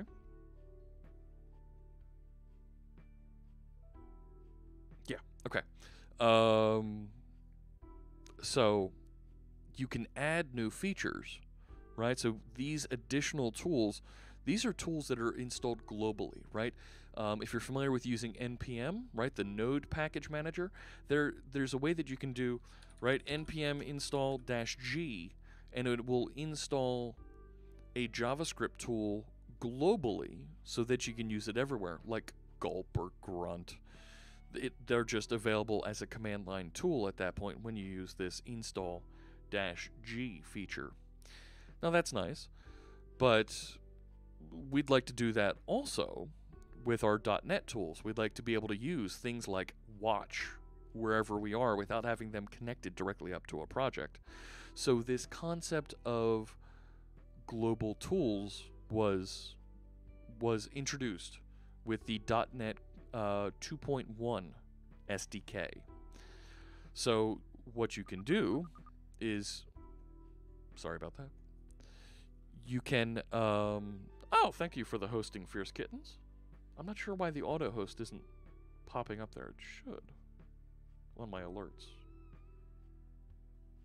Anyways, so what you can do is you can, and there's actually a template for it now in .NET New. You can download a template for a global tool. Where is it? Global Tools, there it is, .NET Core Global Console Tool. And all that a console tool is just another console application, right? It's just another command line application that you package with a special format, some special markup to go along with it, so that the .NET Core, the .NET command line, I'm sorry, not .NET Core, the .NET command line knows how to install it, where to put it down on disk, and how to connect it in to its catalog of verbs that it knows how to support. So what I've done so far with this project, I just did a .NET new ASP.NET Core application, and I created a .NET Core Global Console tool using the Global Tool template here, and you have to install this template, right? You can actually install additional templates with this. Let me make sure that we get the link here. Not here. .NET Global Tools. Nate McMaster is the engineer that's working on this, and here it is. Here's his templates that you can install to get started. .NET new install blah blah blah blah blah blah blah. I'm going to share that command in the Twitch chat room. I thought I had another browser. I don't. I'm going to open another window, push this off screen so I'm not double streaming against myself, because that would look really weird. Alright. And in the chat room, that's the command to launch it. Alright. And I get a base project that I can start to bolt onto that looks like a console application. It's got a program CS, a couple of properties that we're going to load from the arguments passed in, and it's got this on execute. This is the method that is going to start and execute the application, the command. And that's it, right? This is all you need to do in order to get up and running with these tools. Now, this is something that, in talking to the team yesterday, they're trying to make these tools easier and easier to build and to output standard console format to the screen. So what I've done is I've gotten rid of some of this initial just hello world stuff. And I've added into this project just a reference to Newtonsoft JSON, because when the website is running, I want it to serve a JSON registry of here's the features that we have. And then we will present those features on screen. Does that make sense? I've kind of wrapped it up pretty quickly there, what exactly this thing is going to do. So let's do this. Let me start the website. So I just have this base catalog hanging out there. And I just have it listening. And this will eventually be a production website that's serving a full thing. But just to build my prototype here, so I can demonstrate and say, here's where we're going with this. I have this listening on just samples /samples. So let's just start the website. Yep. All right. So I'm going to go down into web. Oh, I have a core project here that's running. It's .NET Standard, and it just has a POCO object in it, my sample object, so that I can use the same sample object both in the website and in .NET Philly. Yes, standby reloading. Oh my gosh. Yes. I thought I saw, yeah, John Galloway. There's a great example for you there. Be able to say .NET samples install nerd dinner. Done. Yes. In fact, let's make that some dummy code here. A new sample. Right now, I'll, of course, fetch these from some sort of a registry at some point. Right, and, you know, I don't know where the actual thing is, but, you know, maybe it's living here at nerddinner.zip on .net. I don't know. And the command is nerddinner name equals nerddinner MVC. Description equals the infamous nerd dinner application. It's like Meetup, except for nerds and tacos. All right. Framework version equals ASP.NET. Let's just say ASP.NET Core 2.0 because at some point we're going to want to filter that. All rights reserved. All right, so I don't need launch settings. Okay. So what I want to do now is I want to be able to just .NET run this and have it hanging out back there, just in the background. Okay. And I should be able to go to, this is on localhost 5000. Localhost. Yeah. 5000. And it puts me over to there. And if I go to /samples, now I get my list of samples coming out, right? They make sense. They're little blocks of information here. Now what I'm going to do is I'm going to start, now that I have, right, that website hanging out there and it's listening, I'm going to start building this little tool that's going to go to that registry. And I really liked what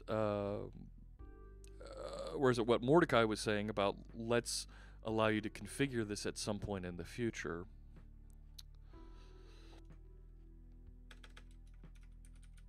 Let's do this. Need to be able to configure registry in the future. But for right now, let's say internal const URI registry equals new URI, and we'll fix this, make this a little bit, right, make this configurable, make this, what don't you like about that? Program registry must be constant. You stink. Haha! Alright. Okay.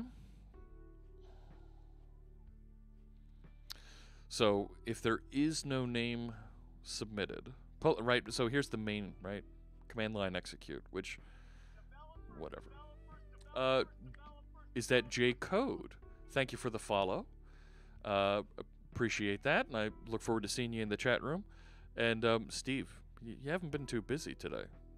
We need to get you running around that stage a little bit more there, Steve. So the idea here is if there is no name, we want to output available samples, which really is just a console.out.writeLine. Right, here's some samples. Now, I can't run this directly with .NET, right, whatever command. Let me open another console. Let me go down into our there and go over here. So I can, if I .NET run, let's maximize that, but here I am. So I haven't passed any kind of a name into this, and it's just, here's some samples, right? At some point I'm going to pass a name to it, but I want to have it listen on the Philly name at some point.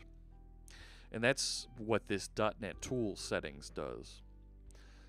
This is a little XML that says, here's the command name, here's the entry point, and right now it's just a DLL that's hanging out there. And the runner, we're going to run it with .NET.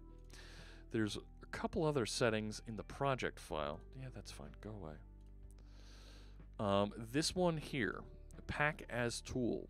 So all of our command line tools get packaged up as NuGet packages. So we need to tell it, put this in that tool format when you pack it. And we're actually going to output this as an exe. target framework is blah, blah, blah. So .NET tool settings, it's an embedded resource. Okay. And then there's my reference to Newtonsoft JSON. So that's fine. Go away. You too. So now I want this to actually reach out to our registry and bring down that set of samples that are out there. So I need to start an HTTP client, connect out there and fetch it, and load up my content. So when I have to output the available samples, I am going to need to start a new HTTP client. Now, do I create it up here and on execute and just have it hang around the whole time? Because if I'm not fetching samples, I'm going to be fetching samples. Oh my gosh. Paul of... or is it Paolo? Thank you so much for the subscription. I really appreciate that. And of course, we'll match that and make a donation to our friends at Girl Develop It. Thanks so much, Paul, for that. Now, is it Paul or is it Paolo? Let me know. I want to make sure I'm reading and pronouncing your name correctly. And you get the .NET Bot emote. There you go. There's some .NET emotes. Thank you, Standby. So I think I want to create my HTTP client and pass it around up top here. So let's do this. Using var client equals new HTTP client.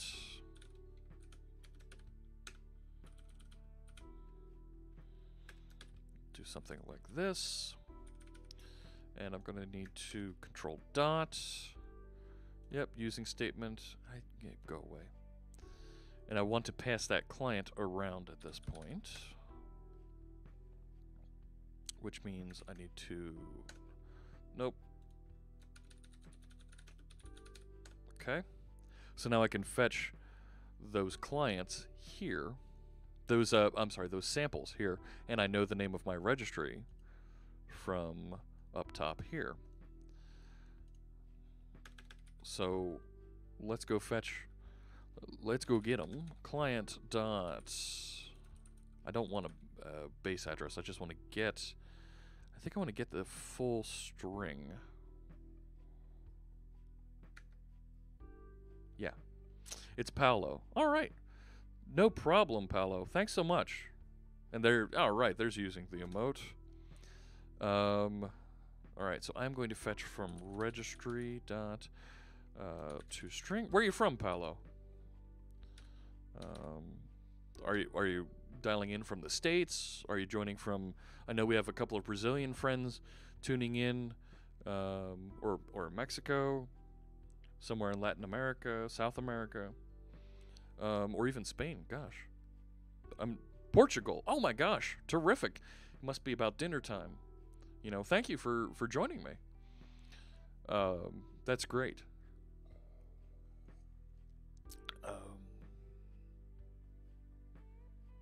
Yeah, let's give a woo for Portugal there. All right. All right, so I'm going to get the string, but it's asynchronously fetching it. So I need to async this with a task, and then I can await this. Samples list, and then I can await that, which means that here we're going to want to make this async task, which means I can now await this. I'm going to need to do that. Cool. And I think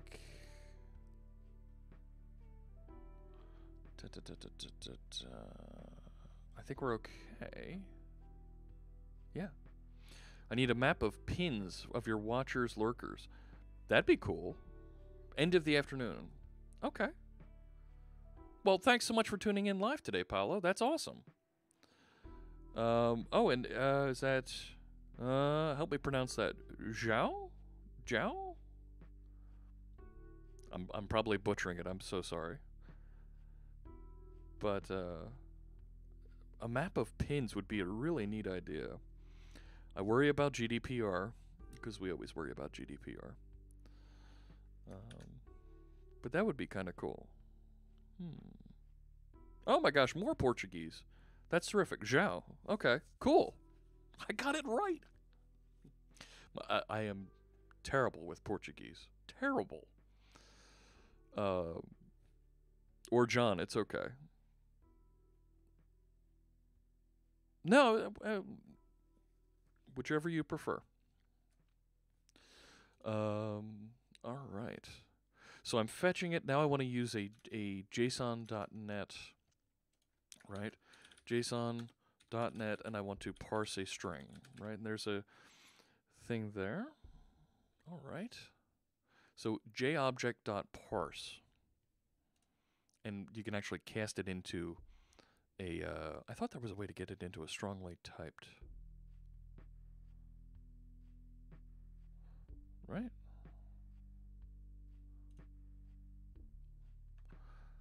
Right, convert JSON to a collection. Yes, that's what I want. Yeah, jobject.parse.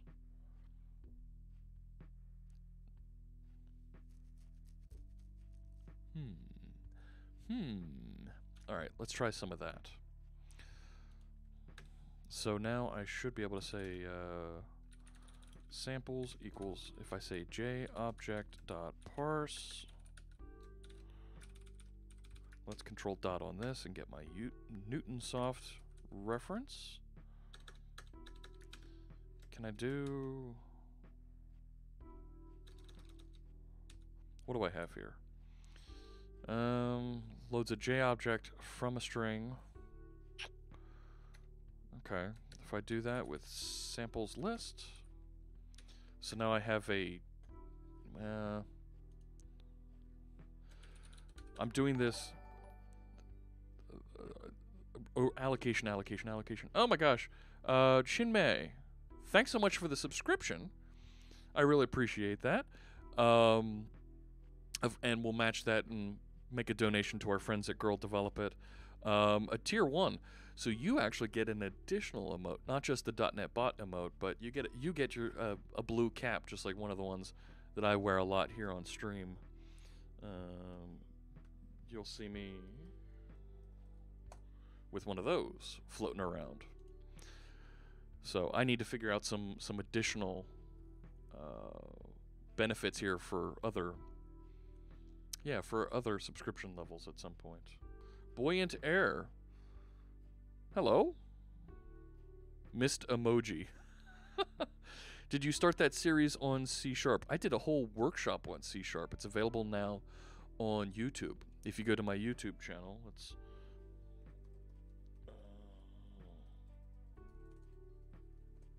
you can find a whole 8-hour playlist there where I talk about different features of C# for different levels of folks. Check it out. I think you'll find that very, very useful. So I've got JObject parse as a JObject, and I can convert it to an array with that, and then A to object. This feels like messy. You know, this feels like I'm stepping through a couple different things. Oh, good. I'm glad you like that idea, Buoyant Air. And if you like what I'm doing here, and you want to know about the updates on YouTube, there's a subscription button over there on YouTube. You know, hit that bell button, and it'll let you know when I post new videos over to YouTube. Still learning. Awesome. That's great, Voxy. Please, any questions you have, not a problem to ask here. Here in the chat room, I'm more than happy to pause and speak towards your questions directly. All right. Oh, I've got about 45 minutes till I go on Channel 9. Ooh.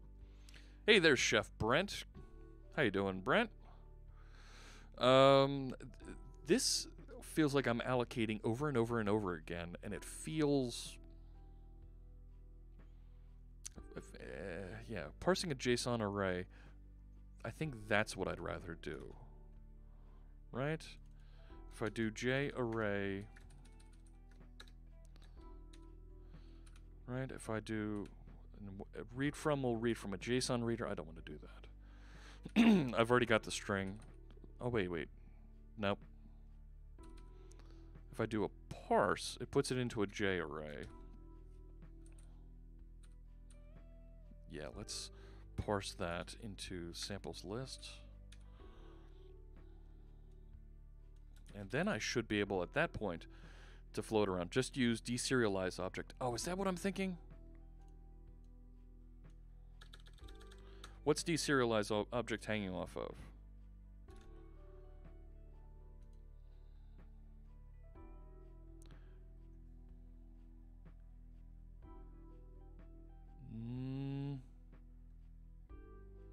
See, I don't use JSON.NET enough.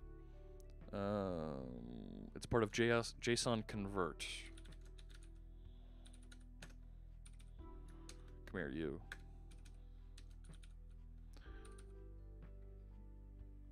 Yes. Right, now I'm going to bring it back into, well, it's a collection of samples. So I think I'm going to end up going sample like that. And then samples list. Okay. So I need to take this, add a reference, and that should bring it back properly. Yeah. All right. Thanks, Brave Cobra. And Parathon. All right. Teams doesn't obey by the notification blackout either, huh? Look at that. Punk. Maybe a list? I don't... Let's give it a shot and see what happens. See if it blows up. Now, why didn't it find it? I thought we had. Didn't I add a reference to it? Typer namespace.net samples in program line 5. Yeah, it's telling me it can't find that.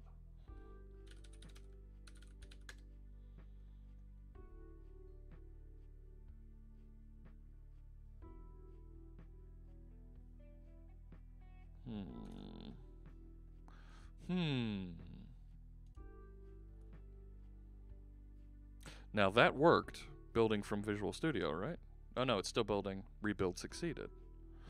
So now if I .NET run over here. Okay, so it did fetch. So console right line.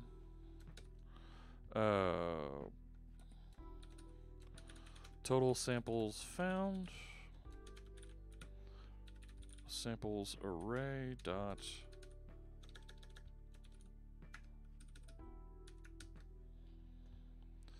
Oh, teams. No.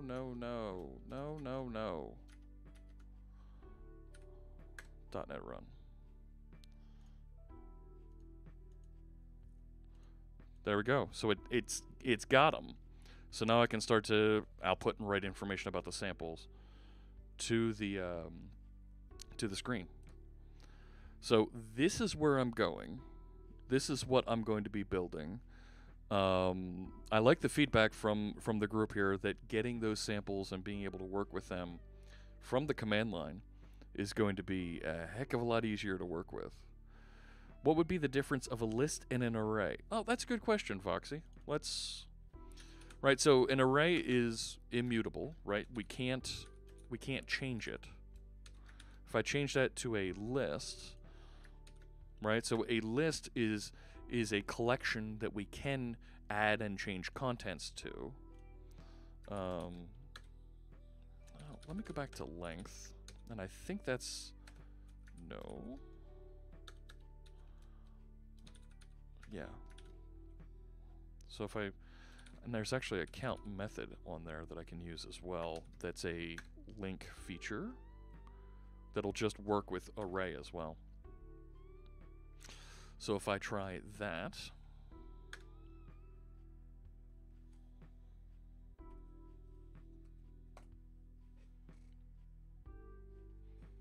that works as well. But I don't have a reason to allocate the larger list object, which really isn't that much larger, because I'm not going to be doing reading and writing with that collection. I'm retrieving that collection, and I just want to iterate over it, fetch some data out of it, and paint the information eventually right here in the console.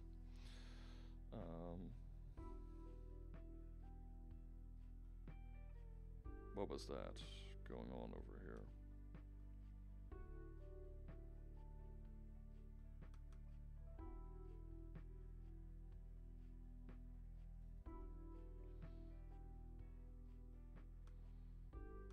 I have a question over here, and I can't see it.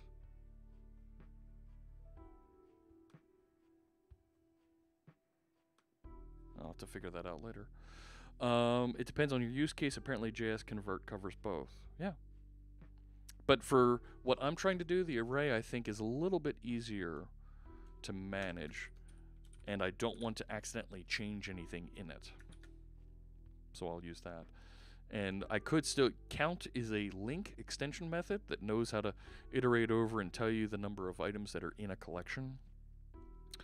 But I'm going to just use length, because it's an intrinsic property of the array, and I think it might be a little bit faster. But this is where I'm going to stop today. I'm going to create a repository for this. Here we go, new repository. And I'm going to call this .NET-Philly. Working repository for the .NET-Philly command line tool that interacts with samples, right? You can create GitHub repositories directly from Visual Studio now. Maybe just print out the titles. All right, yeah, we can do that. Let's initialize with a README. I will add a git ignore for Visual Studio. Make this MIT. So let's just output those. That's fine. I don't have a problem with doing that quick for loop. So for each var, let's call each sample S in samples array.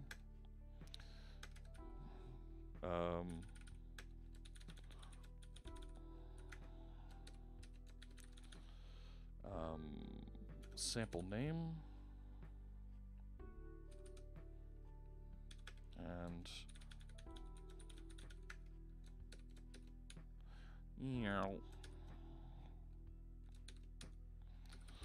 okay, and then we can just say console write line, and we'll say s dot name.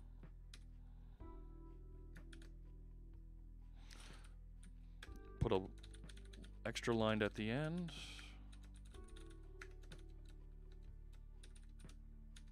Now, one thing that we should keep in mind here, samples array dot for each. You could do it that way.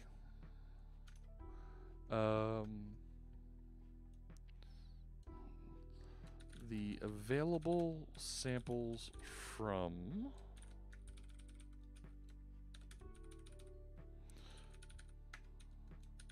let's just say registry. All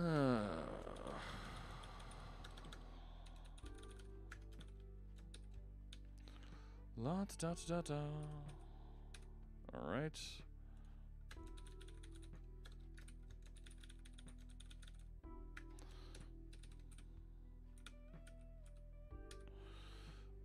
And that's just a shortcut method.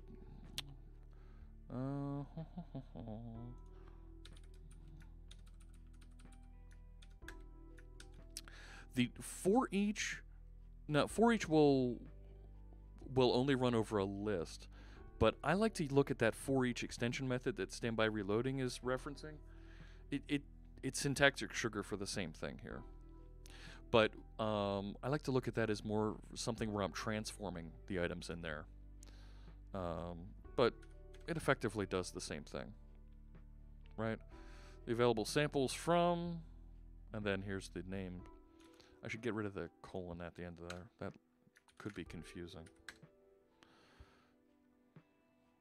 Monster llama needs an object that implements IEnumerable. Yeah, the extension method. I believe that only works on a list object. Cool. All right. So, let's put some content in here. So I will git init. Let's go up. Folder, git init, git remote, add origin. This. Let's git pull.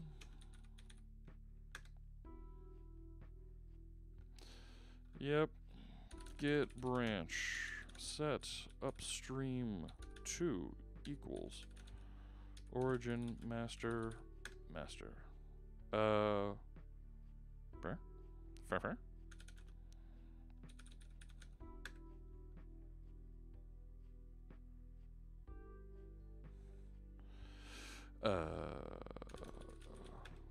What? I don't want to git add everything to start. Otherwise, I'm going to end up with all that extra junk.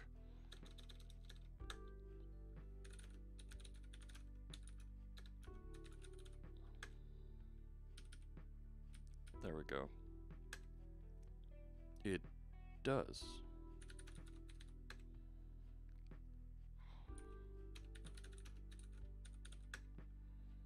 Yep, there we go. Cool.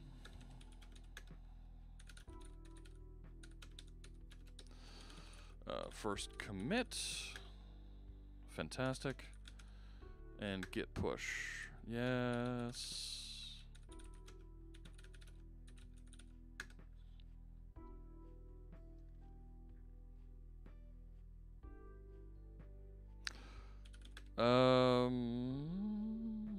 There is no .vs folder here yet.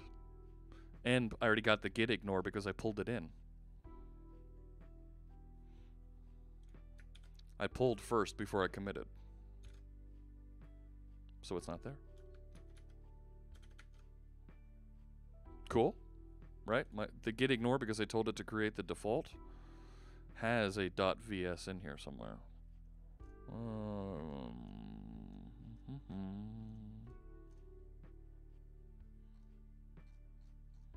Yeah, GitHub will create this for you. There it is.